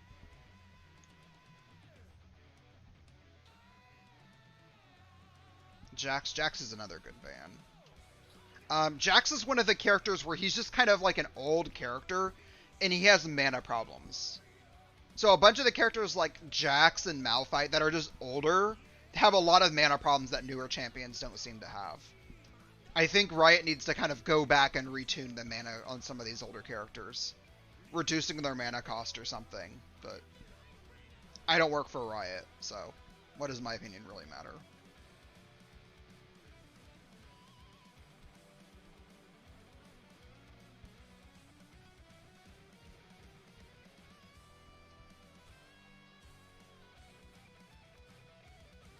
I'm trying to think.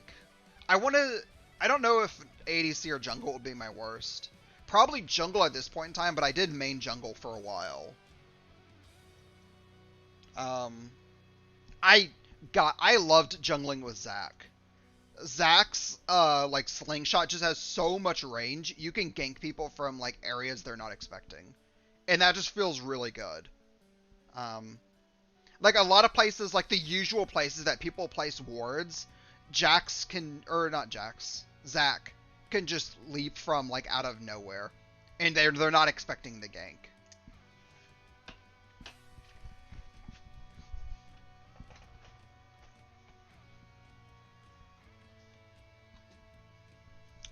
Okay, let's see if this match is going yet. Rek'Sai? That's a bit surprising.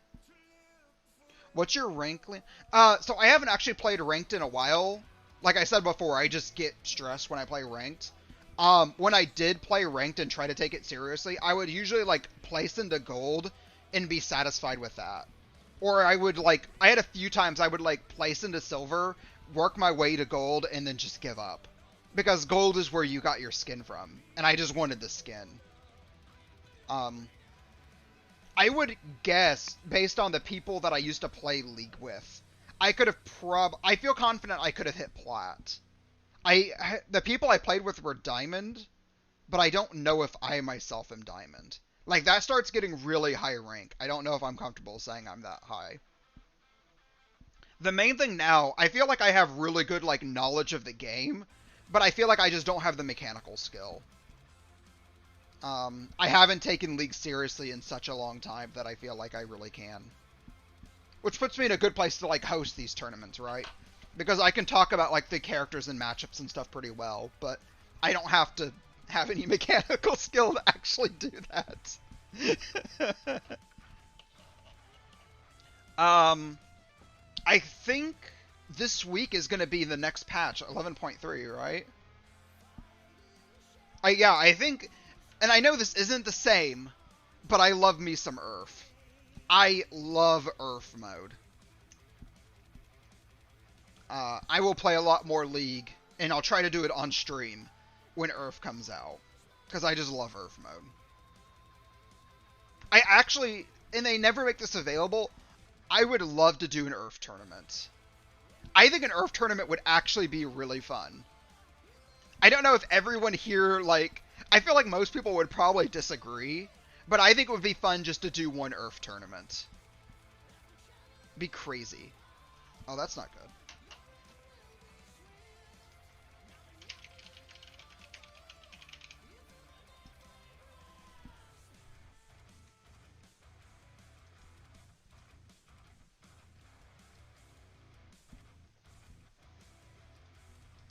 I think more than, like, other League tournaments, since I'm already doing 2 a week, I would really like to expand into, like, other games. I think that's the best way to expand and, like, get a bigger community and stuff. Because if I can get a bigger community, I can get more, like, people to play, which also means I can start getting sponsors to give better prizes. Because let's be real, $5 is not much. Yes, why not? Hey, thanks for following, I appreciate it. $5 is not much of a prize. Like, I'll be real. I just don't have a whole lot of money to give to this. But if I had, like, enough people, like, watching on stream enjoying the tournaments, maybe I could actually get a sponsorship, and that'd be pretty cool. I'd like to actually get to the point where, like, once a month, I could do a really big tournament. Tournament more for fun than anything. Yeah, at this point it is. If I didn't enjoy this, I wouldn't be doing it. But I do want to grow. Like, I don't see a lot of people hosting tournaments on Twitch, so I think there's a good place for amateur tournaments, I mean. Not like LCS stuff. Like, that's taken care of. I can't compete with that. But I would love to be able to do something like once a month, run $100 tournament. Like something with like a much bigger prize pool. But I need to get an actual like sponsorship for that.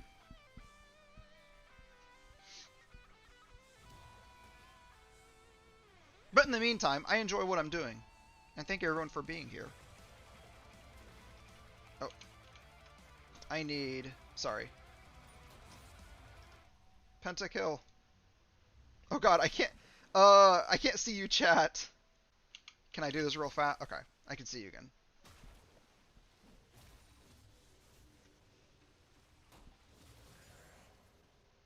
I didn't look. I know Aurelia gets gold for popping that. I don't think she gets CS, though. If you got CS for popping that, that would actually be a serious problem. But right now, Rek'Sai is actually producing a lot more pressure than I expected. Maybe it's because Rek'Sai is not somebody I usually consider to be like a duelist kind of champion. Aurelia dashing around, stun comes up. Oh, both summoners onto Aurelia, but she's pretty safe, right? She's back. Yeah.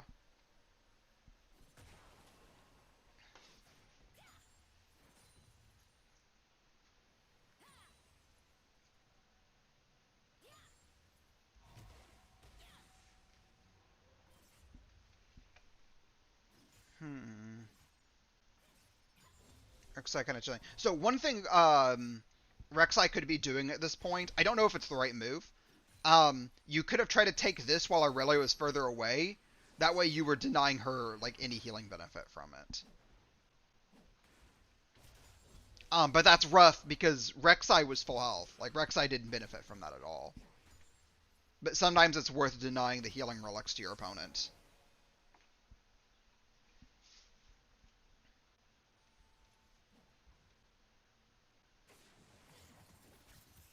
Oh, that was a good dash.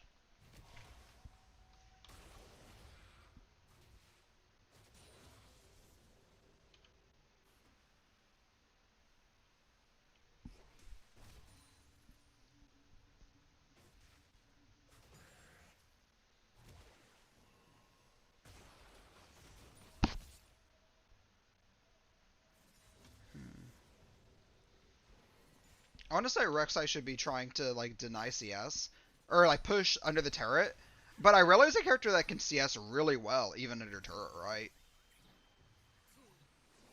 Like she's really difficult to deny CS to. Her Q. Oh, her Q. I thought her Q gave her some of the mana cost back. I could have sworn maybe it used to. It just gives the cooldown, which is still good. I feel like there's so many characters that have like an on-hit effect that like reduces the cooldown or gives mana cost or something back.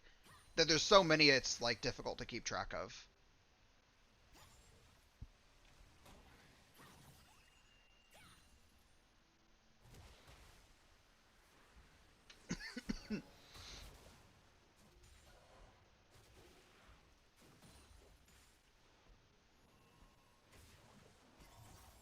There's Rek'Sai trying to engage.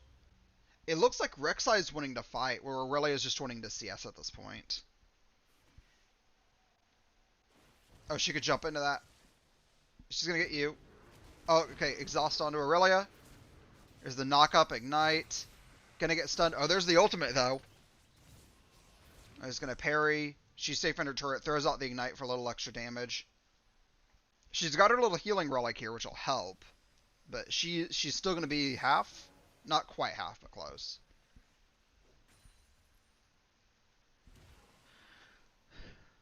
This guy plays so safe. Yeah. Well, it looks like Irelia can't actually, like, fight you straight up. So it looks like that's kind of their only option.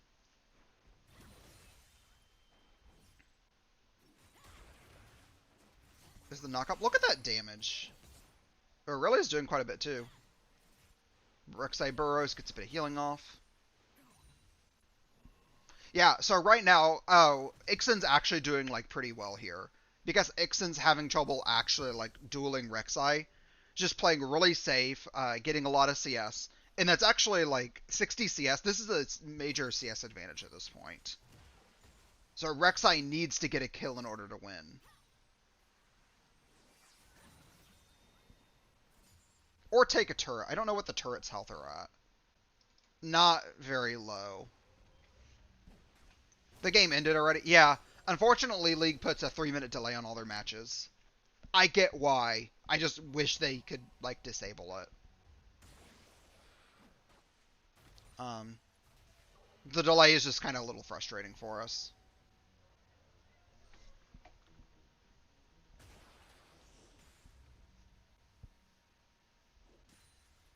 Honestly, Rek'Sai is doing a lot better in this, like, dueling than I expected. Seriously. Also, this skin is really cool. Does normal Rek'Sai not have any back legs? For some reason, I thought Rek'Sai did. Getting some damage there. One thing you could be doing here, while you've got a lot of like minions here that she's going to focus on CSing, you could try to get some turret damage down as an alternate win condition. I can't remember what the mastery is called. The one where you just like after like 5 ticks, you can like hit the turret for a lot of damage. I think that's actually really good for these 1v1s. Nobody like pays any attention to that as a win condition.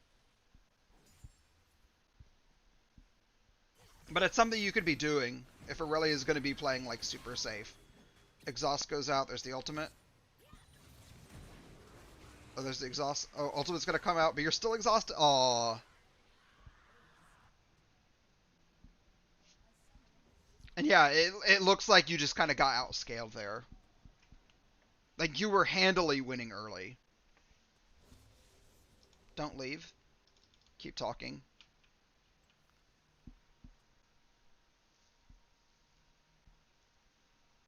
Won't watch this. I'm going to move on, actually. We're just going to move on. Yeah, my spectator function already went.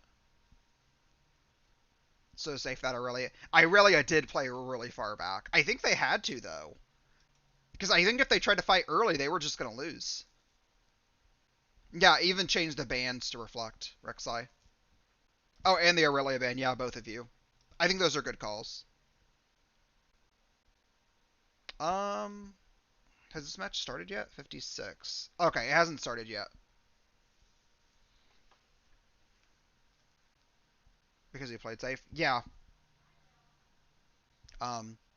Unfortunately, I don't think Rek'Sai is, like, sticky enough to, like, punish that. I think there are some characters, like Skarner, for instance, could probably punish someone like that a lot more, but... Rek'Sai is really good on 1v1 in general. Really? I think that might be the first time we've actually seen a Rek'Sai in any of our tournaments. She won by far? Yeah. Rek'Sai Nocturne. Everyone says Nocturne as well. I think for some reason a lot of the... Oh, the buffs on Area map? Yeah, I don't know. I can probably find the full list of those on like a wiki or something. I'd be interested to see.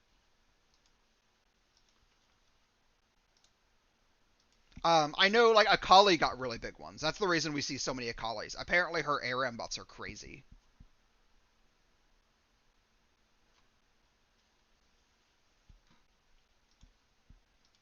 Let's refresh. Why is this... Let me just full refresh. No.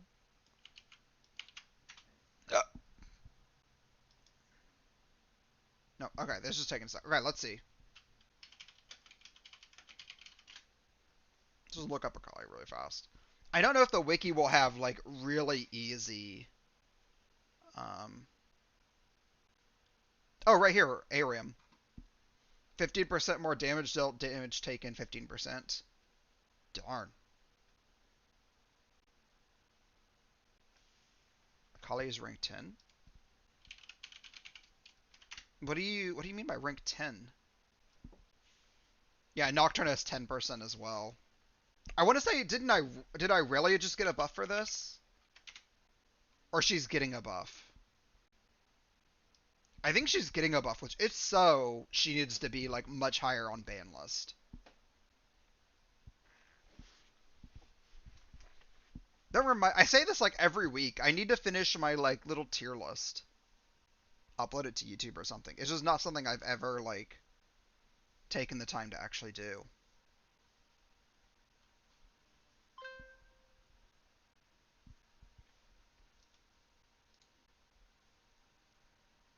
Let's take a look. Why is this game not done?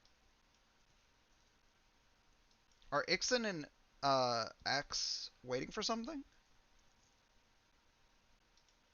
Or did I just miss the match? Was it one of those that was just over really fast? Oh, you're playing right now? Okay. Okay, thank you. If I press the update button, will it do something different? Nope, I just gotta wait a bit. Okay. I'm being impatient.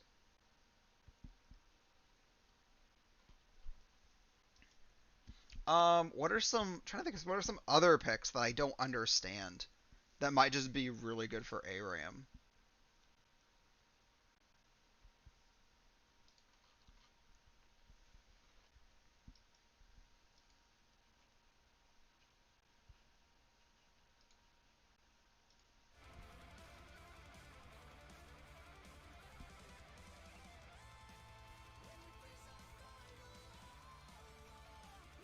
Oh, I've got an idea, actually. Um, yeah, Ixen, yep, is in a game. So we just spectate it from the League client. So I've got him on my friends list.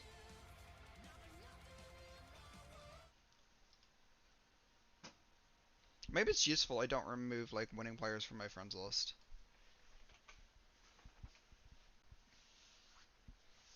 Viego versus Fiora.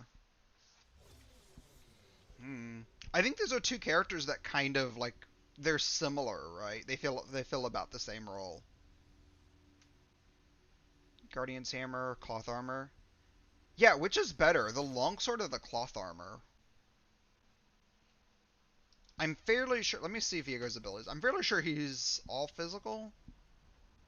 The dash is magic. Wasn't done looking. Yeah, I know a lot of his damage is just from auto attack, so.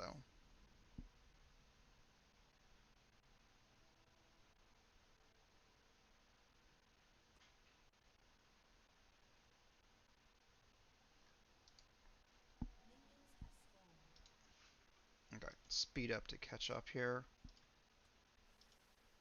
Oh, my bad. Yeah, I feel like if you're going into a very like physical matchup, the cloth armor is actually more valuable than the longsword. Oh, the ignite. Oh, Ixen's so low. I don't know what time. This is actually a good match to find out. I don't know what time the relics show up. Is it like 2 minutes?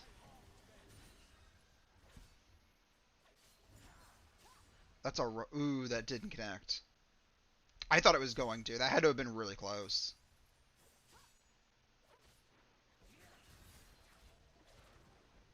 It's E away.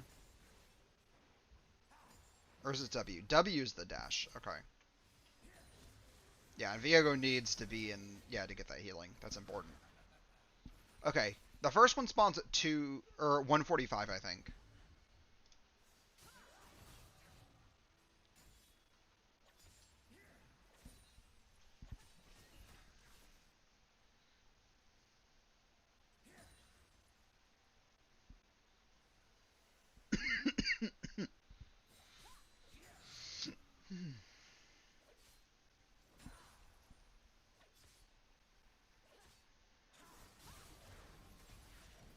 The dash, the camouflage. You guys see Viego's starting to slowly get health back.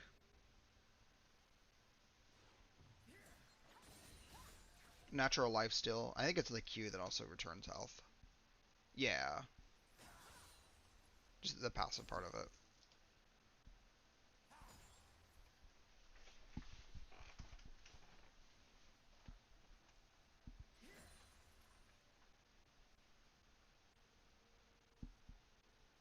Fiora is strong. Fiora is a really good champion, I agree.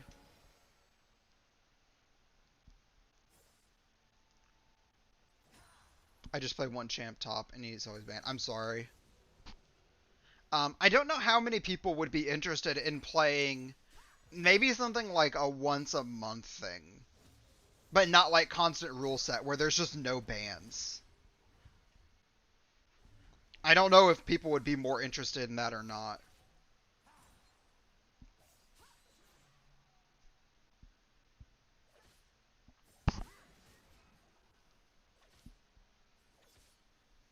The alternate rule set could be something that would be fun to like rotate every week. Is Fiora gonna die for that? Yeah, I don't think so. I like that ignite. Yeah, the ignite was actually really timely by Ixen. Because the ignite went off just as they were about to get that heal. And that made a really big difference.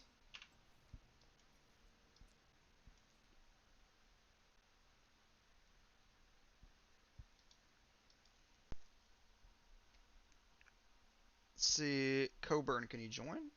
Yeah.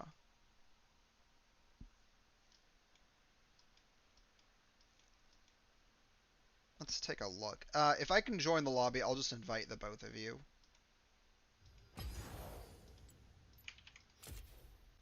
Tournament code you've entered is invalid. What? That shouldn't be the case. Okay. Yeah, we can't join. Why is that happening? Okay, give me a sec then. We'll fix it. One, Howling Abyss, blind pick. Spectators, yes. I don't think we need a password. We'll do this real fast. Oops. Okay. That is not your names. It's fine. We'll just do this the long manual way.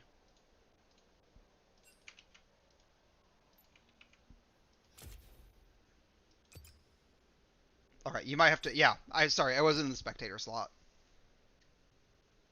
I think Coburn actually joined in before I had opened the slot. I think you were looking for that. Okay. Did you two do your bans already? Oh, you did. Good. Good, good.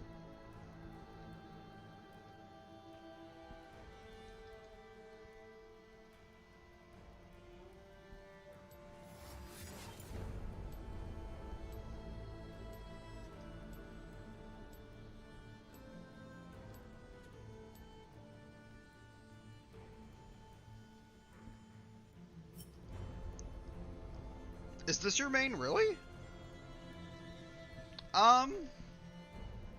Not quote-unquote main, but...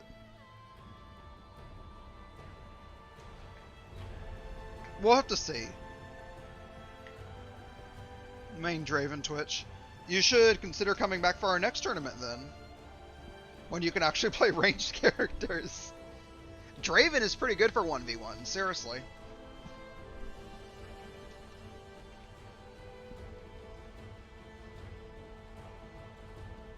Yeah, Draven just has so much damage. Like, that's the biggest thing he has. It's just so much damage, even at level 1.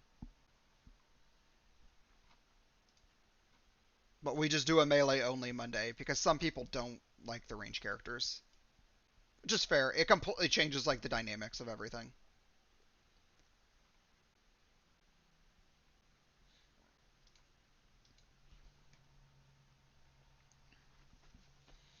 Used to be Jungle, Zen, Nocturne. I used to play Zen a really long time ago, but it's been a while. Definitely not recent. Yeah, take a look. Like I said, Zach was like my favorite top. I think I played Zac, Sejuani, and Rammus the most. If I could like look back and see all my time played, those are my three biggest junglers. Rammus was the first jungler I ever picked up. He's fun just to make people like hurt themselves on you.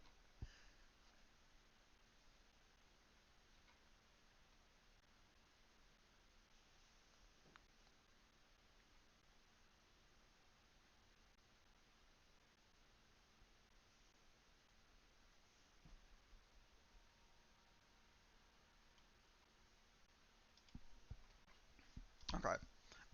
So Nocturne versus Rengar. I think the way I put this, I think Rengar has a lot more damage potential, but Nocturne has sustain into his kit. I guess Rengar's Yell can too, but Rengar probably prefers to use the Yell for damage. Uh, X would know better than I would. I don't know. Maybe the healing is good enough that it's worth the extra damage. Is that my boy Leon Cyphers? Hey, how's it going? Yeah, doing yeah, hosting league tournaments twice a weird. Neckbeard Nation, hey now. I do need to shave. It's just annoying. I feel like I should shave every time I cut my hair, but I only cut my hair like 2 or 3 times a year. So that's not very often. Actually, I just look on cam. You can see my cowlick too is really long. Oh well. Maybe I should try to actually like trim my beard before my next stream then. When was the last haircut? Oh, I have no idea. Uh, September or so. It was before I moved out of the apartment. Like well before. September feels about right. You see, I've got a bit of like bangs now. They're not too bad though. That's probably pizza's here. Yeah, I'm busy. I'd bang your bangs. Stop it.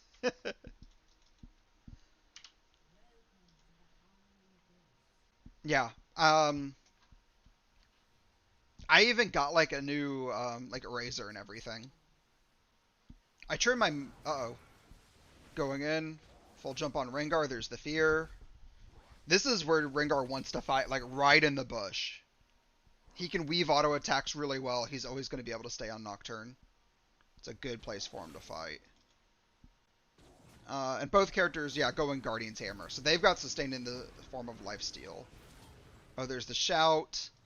Not a lot of healing because you're ignited though, but is that yeah, okay, all summoners are gone now. Actually Rengar went Conquerors too, so he's got some sustained bonus damage from that.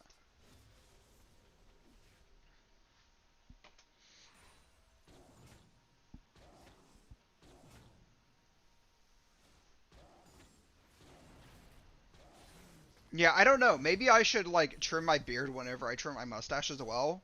But I don't like my mustache gets so long it starts like getting towards my mouth, and I don't like that either. The thing, nobody treat like ever like teaches you how to maintain a beard properly. It's just something I think most people have to figure out. Oh, Rengar, this is spooky. On the other hand, though, Nocturne's exhausted a lot of mana thus far. Ooh, this might be really good. He can shout his health back. I think that was actually okay for Rengar. I think he got more damage on Nocturne than he took. Level 6 should be coming up really soon. Yep, there's level 6. Which means Nocturne could force the engagement anytime he wants now.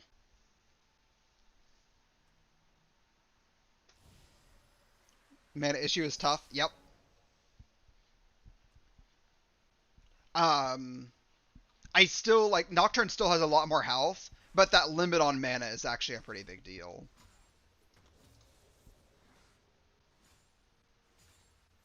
Nocturne is actually Pog 1 versus 1. Maybe I need to like reconsider. I feel like a lot of the times I've seen a Nocturne, I've seen him like up against a Shen, which is not an ideal matchup. should have dove here. You think so? Like, even under turret like this? That seems so spooky.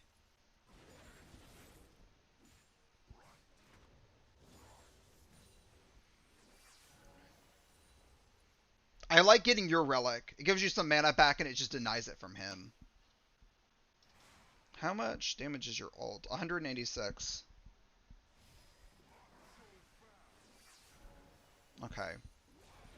186. And denying vision actually might be a really big deal. Especially for Rengar, who has like a ranged attack, sort of. When I say ranged, I mean the leap.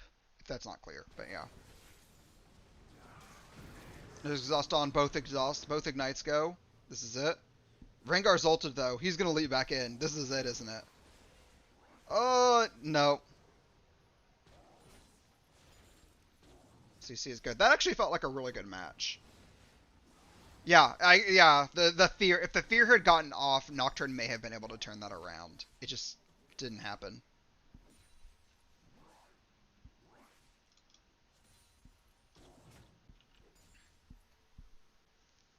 That's rough. That was actually really exciting though. That was a fun match to watch.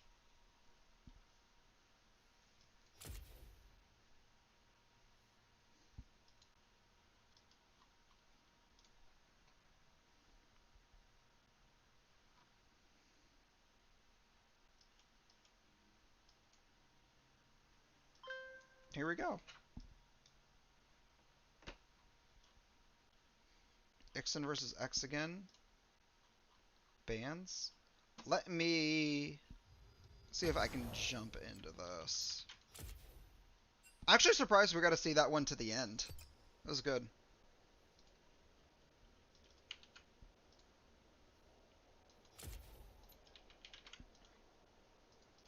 Go ahead and send the invite.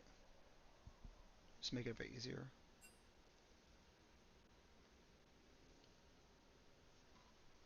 Okay. Viego, Rengar, Rip. That sucks. I'm sorry.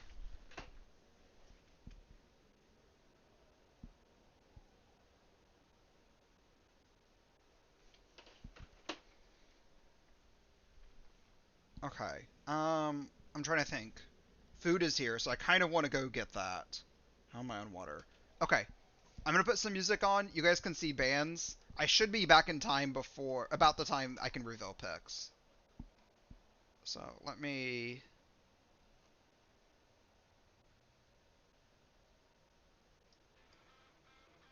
There we go. Let me do that for everyone. What have I got a notification for?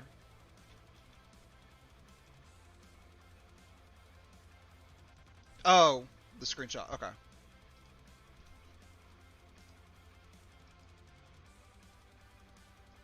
Okay.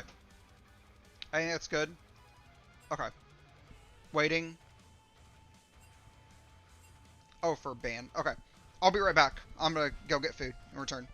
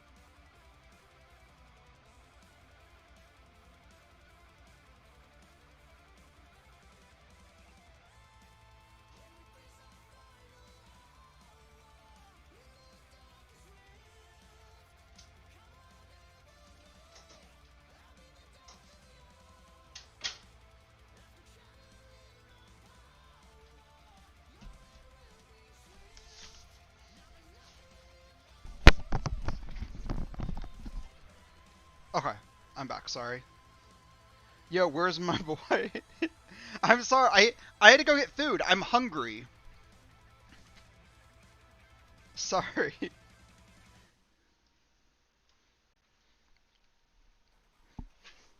I had to move back in with other people because my apartment complex had mold, which was terrible for me. When you making the merch line, an LST shirt, I need to get more viewers before I could even consider doing like merch line. Actually, having like 8 viewers is not bad. I'm pretty happy with that. But I'm not gonna have enough people buy shirts that it'd be worth making them, you know?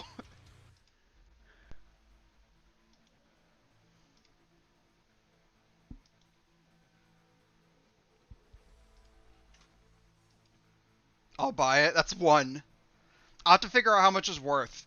I actually do. I actually from OBS. I apparently can have a merch store. I've just never looked into it. I can't imagine enough people. I'll buy it special edition. um, I don't even know how to get to that kind of stuff.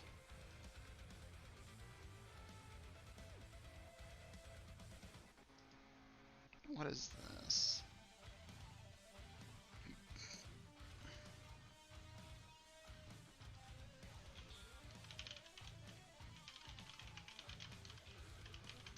Utir King. I'm excited for an Utir game. Seriously.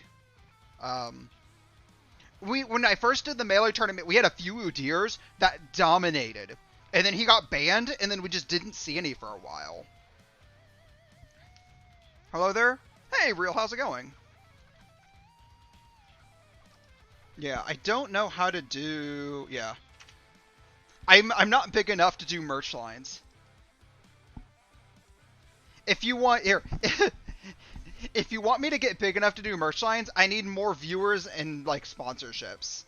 So either tell your friends about me, or, like, contact some PR at a company that would help me run bigger tournaments. Which also would help. What happened? Where... What happened? What game are you in? You're... what? Spectate, okay. Game ended?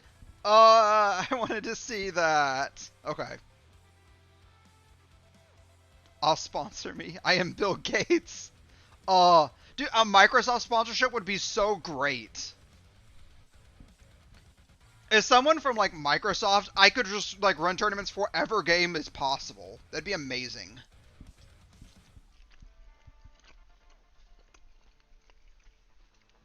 I would seriously be really happy if I could stream on Twitch, like, 5 days a week, just doing, like, tournament organization. But I love this stuff. And D&D. I want to stream Dungeons and Dragons, too. But that's also going to be a for fun thing. That's not going to be for profit. Like, making a living.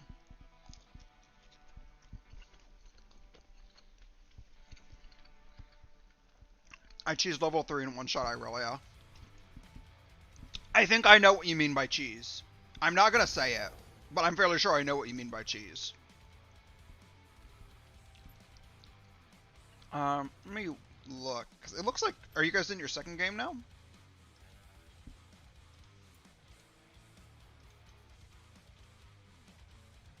I'm guessing no, it's still going.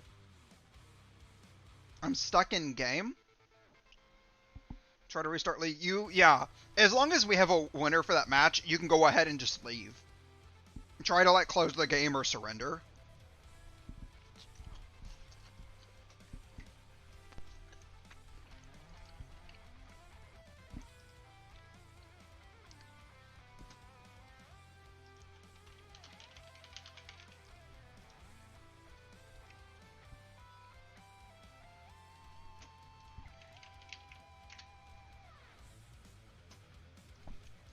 Taking care of something right now, too. Sorry.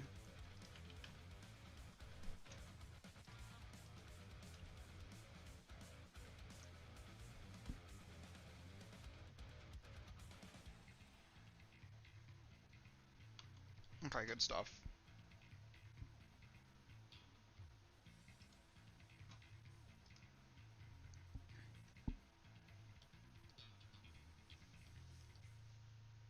this your main account? What?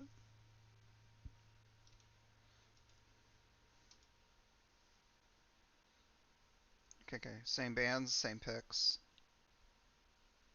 Okay. Let me try to look at the other person, see if that like refreshes it or something. Oops.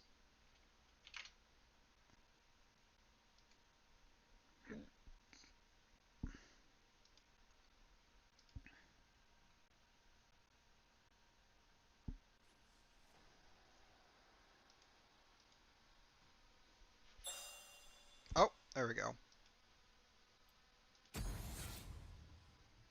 Oh, I might. Oh, I'm definitely not in it. I don't know what I'm loading into.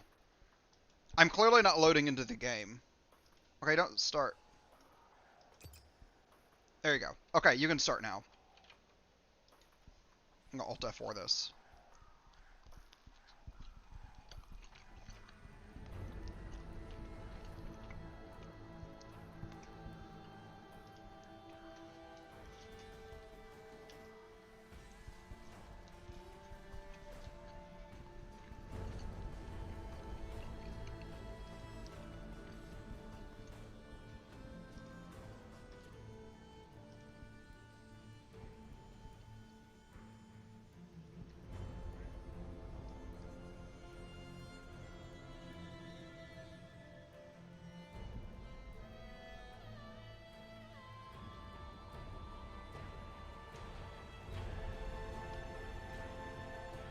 I'm just cutting the music for a sec.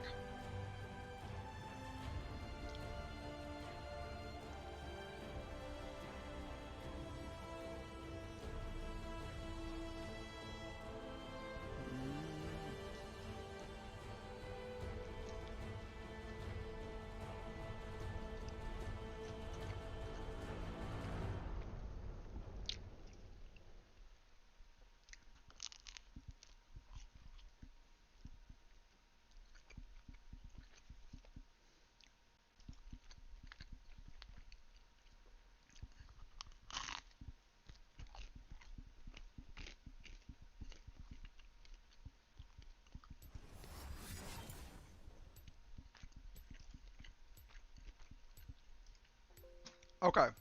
Spectator data. Okay. I don't know why it took League so long to realize that game doesn't exist.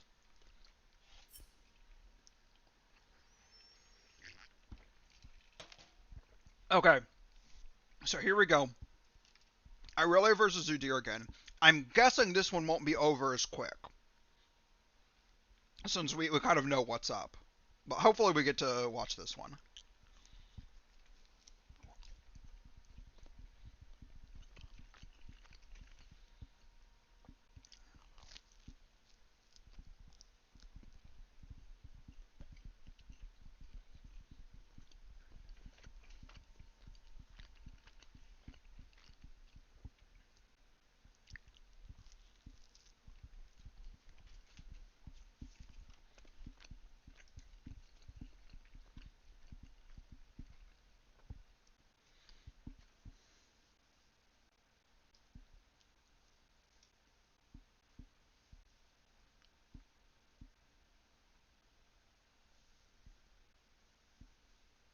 Okay, let me take a look. I think this is okay. I'm looking to set something up, but I can't continue this on stream, so I'll have to finish it later. RIP.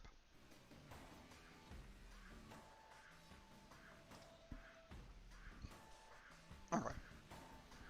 Udyr and Irelia. What do we think? Udyr win the last one. Do we think he'll win again?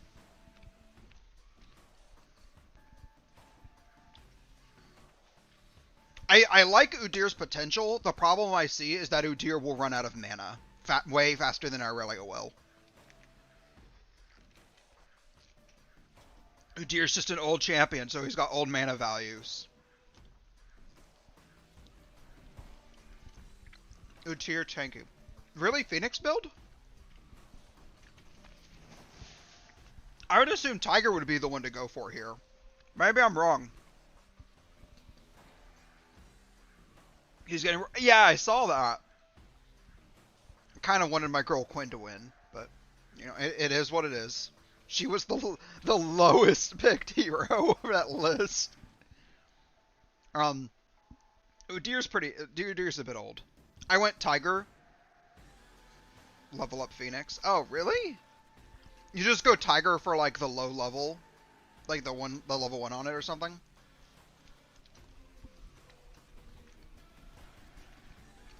Okay. Deer kind of needs Wick. That actually makes sense. Yeah, I could see why Phoenix would be better for that. I think Tiger is better like single target damage, but you can't reapply the. Oh no, you do reapply that every 3 on him. The wave clear might just be worth it. Otherwise, our relay will just push into you too hard.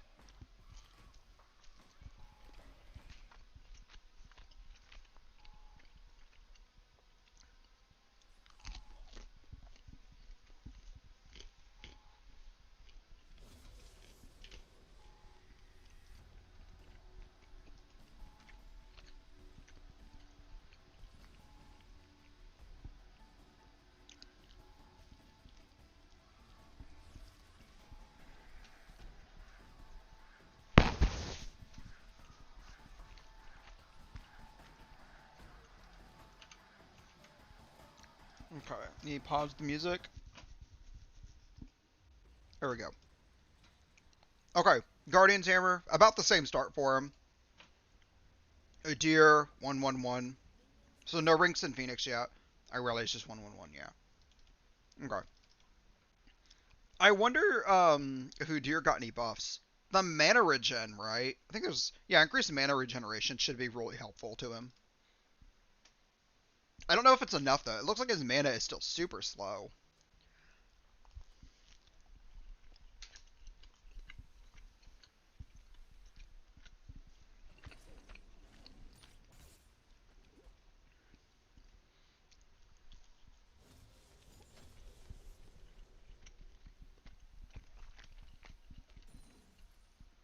It isn't 1-1-1? That's what I saw. You started 1-1-1. Yeah, and then you got a second Rink of Tiger. Okay.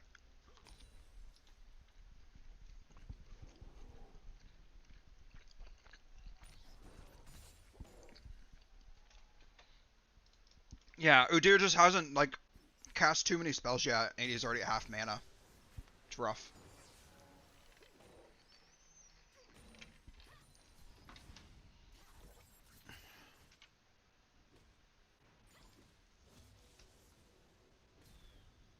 Okay, and then there's a Rink of Phoenix. Oh, you did it wrong. No reason to get Turtle. Really?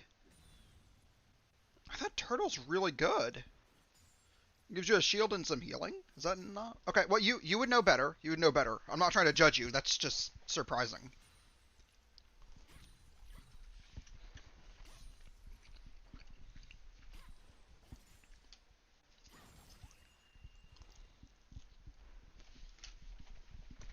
No! I want to know what happened.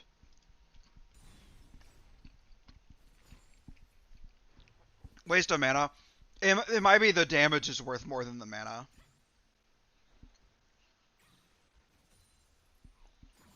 Yeah, 6 first. Yeah, same thing. If free spectator freeze, okay. Now what are we gonna do about that one?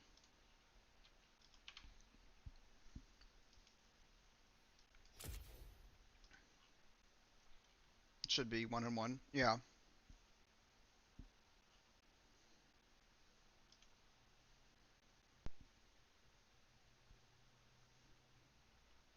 He got 6 first and one shot at you. Yeah. I was actually thinking about that, but it hadn't gotten to that point yet. Where Udyr is he's another character. He doesn't have an ultimate. Which kind of sucks for the 1v1. I'm trying to hide it. Okay.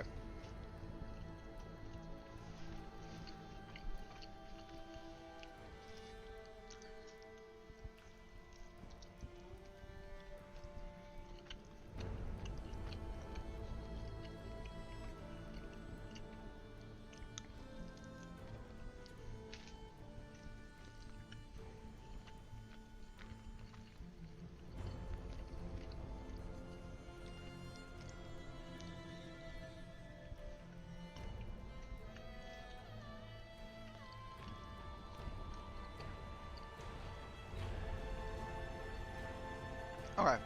About 40 seconds left. I'll share the client once I actually have both of them locked in.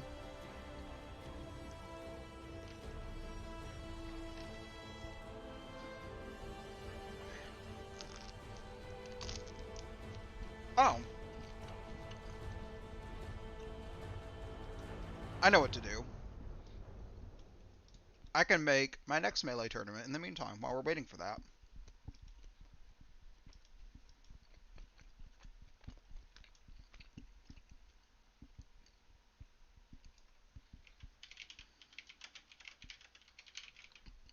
There we go.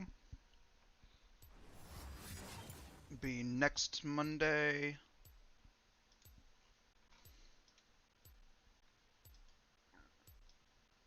The rules, I mean, the rules are pretty much always the same.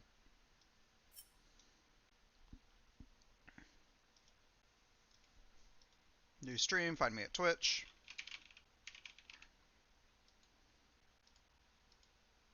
And you can find me at YouTube.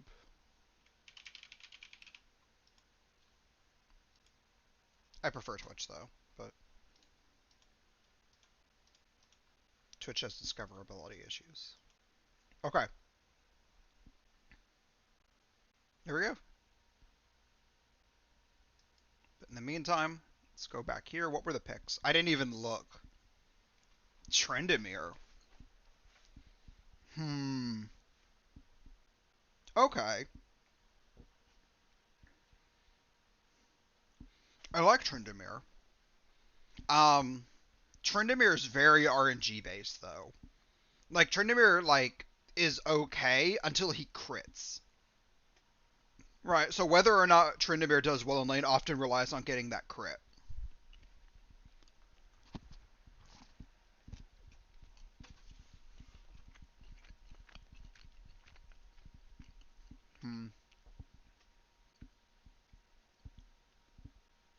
I think it's probably okay though. Tremere has built-in healing for his kit. He's got his E is really good for engage or sustain. He's got a W. His W actually, like, you can use it on running away targets, but you can use it in combat just to reduce their attack damage. That alone is pretty good.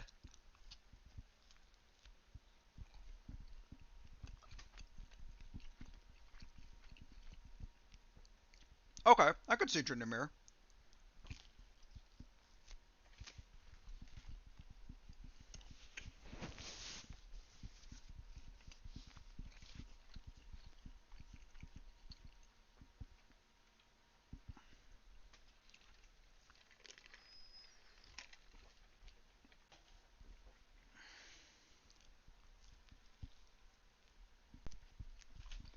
I think the better question is why am I not playing music? We need something in the background.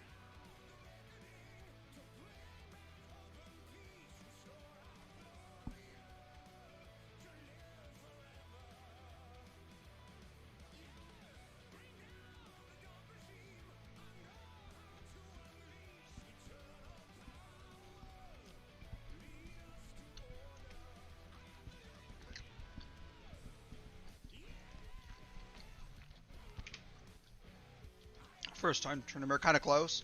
Yeah, that's what I was saying with Tryndamere. The difference between winning or losing Tryndamere could literally be with, did you get an extra crit or not?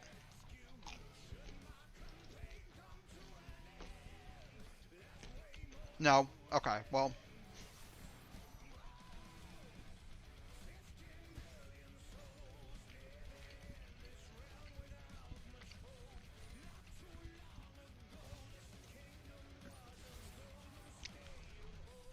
Ooh, nice crit there. Okay.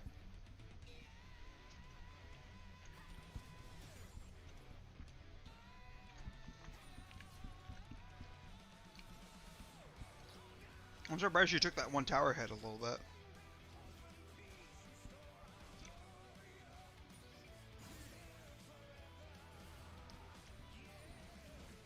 Actually, Tryndamere, like Aurelia, has that period of weakness. Where, like, Irelia's a lot stronger when she has her passive fully stacked. Tryndamere is a lot weaker after he uses his Q to heal.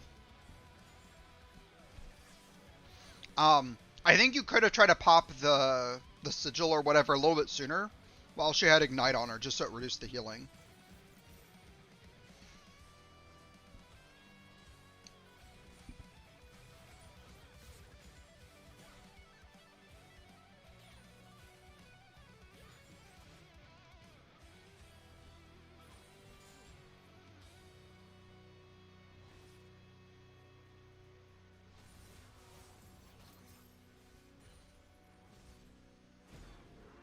Oh, there's a tower dive. Jeez. Oh, no. I see what you're talking about. I already know. And at this point, you have to follow through. Because if you don't get that heal... That actually was really close, though. That was actually really good, ulting you for the slow and then escaping away through your ult. But that was a close game. You should actually feel pretty good about that. Like I said, he knows the matchup. Yeah. I couldn't have made that play. I don't have the time spent for that matchup to know. That was really well played by him.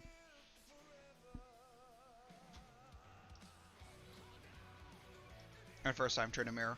I mean, I think you actually, that was really close though, seriously. You should feel good about that. Enjoyed my stay? Good. What little emote is that? The rat salute. Thanks for hanging out. Yeah. Let me really fast get this to you before you leave.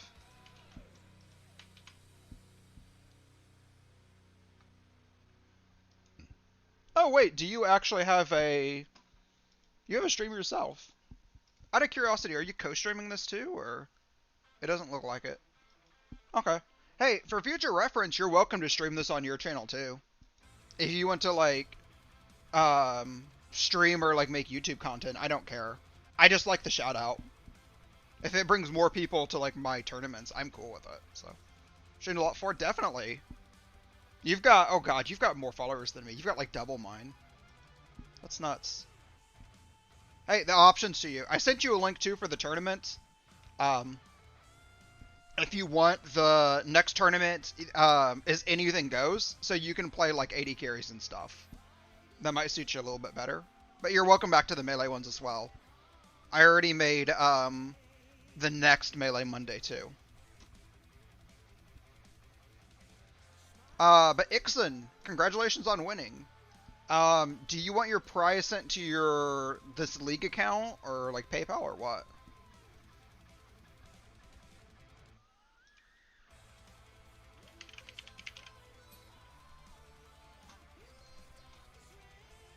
Let's see. Do PayPal this time? Yeah, no problem. Let me see. Did you ask for PayPal last time? I might be getting people confused. I'm not sure. I'll DM details. Yeah, go ahead and DM me the details. I'll take care of it. I'm gonna cut stream though, just because I probably shouldn't do PayPal stuff on stream. I didn't win, but anyway, I don't play 1v1 tournaments. There's not a lot of 1v1 league tournaments. Which is kind of like why I started this, because it's like a way to enjoy League that's a bit different. So I don't like 1v5. I mean, I would like to host 5v5 tournaments as well, but those just take so much longer. It's one of those, like, you have to start early, like, on a Saturday and do it. If I thought I could run a 5v5 tournament and get good shows, I would absolutely love to do that.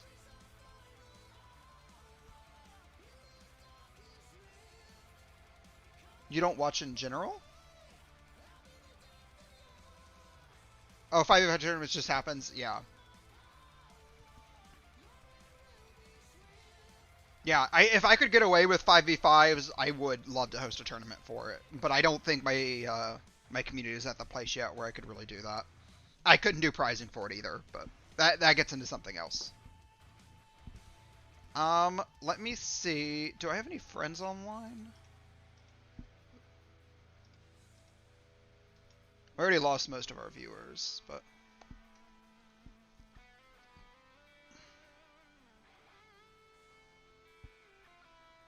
let me see. I'm gonna rate a friend of mine. He's not playing League though. He does like political commentary stuff, which is what I used to do on Twitch. I don't do it anymore. But he's actually like a really cool, like really chill dude to listen to. So we're gonna rate him anyway. Or we're not if Twitch refuses to raid. I'm gonna refresh the page and see.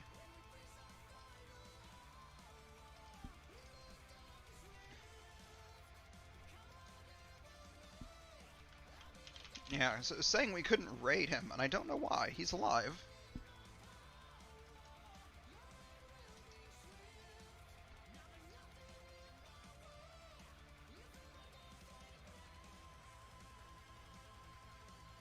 Yeah, I don't know what's up with that. We're gonna send him a raid anyway because he's a friend of mine. He's a cool dude. I'll see you later. Ixen, if you haven't DM me, I'm guessing that's you. It is? Okay, I'll get that taken care. You should get it in a few minutes. But yeah, everyone, thanks for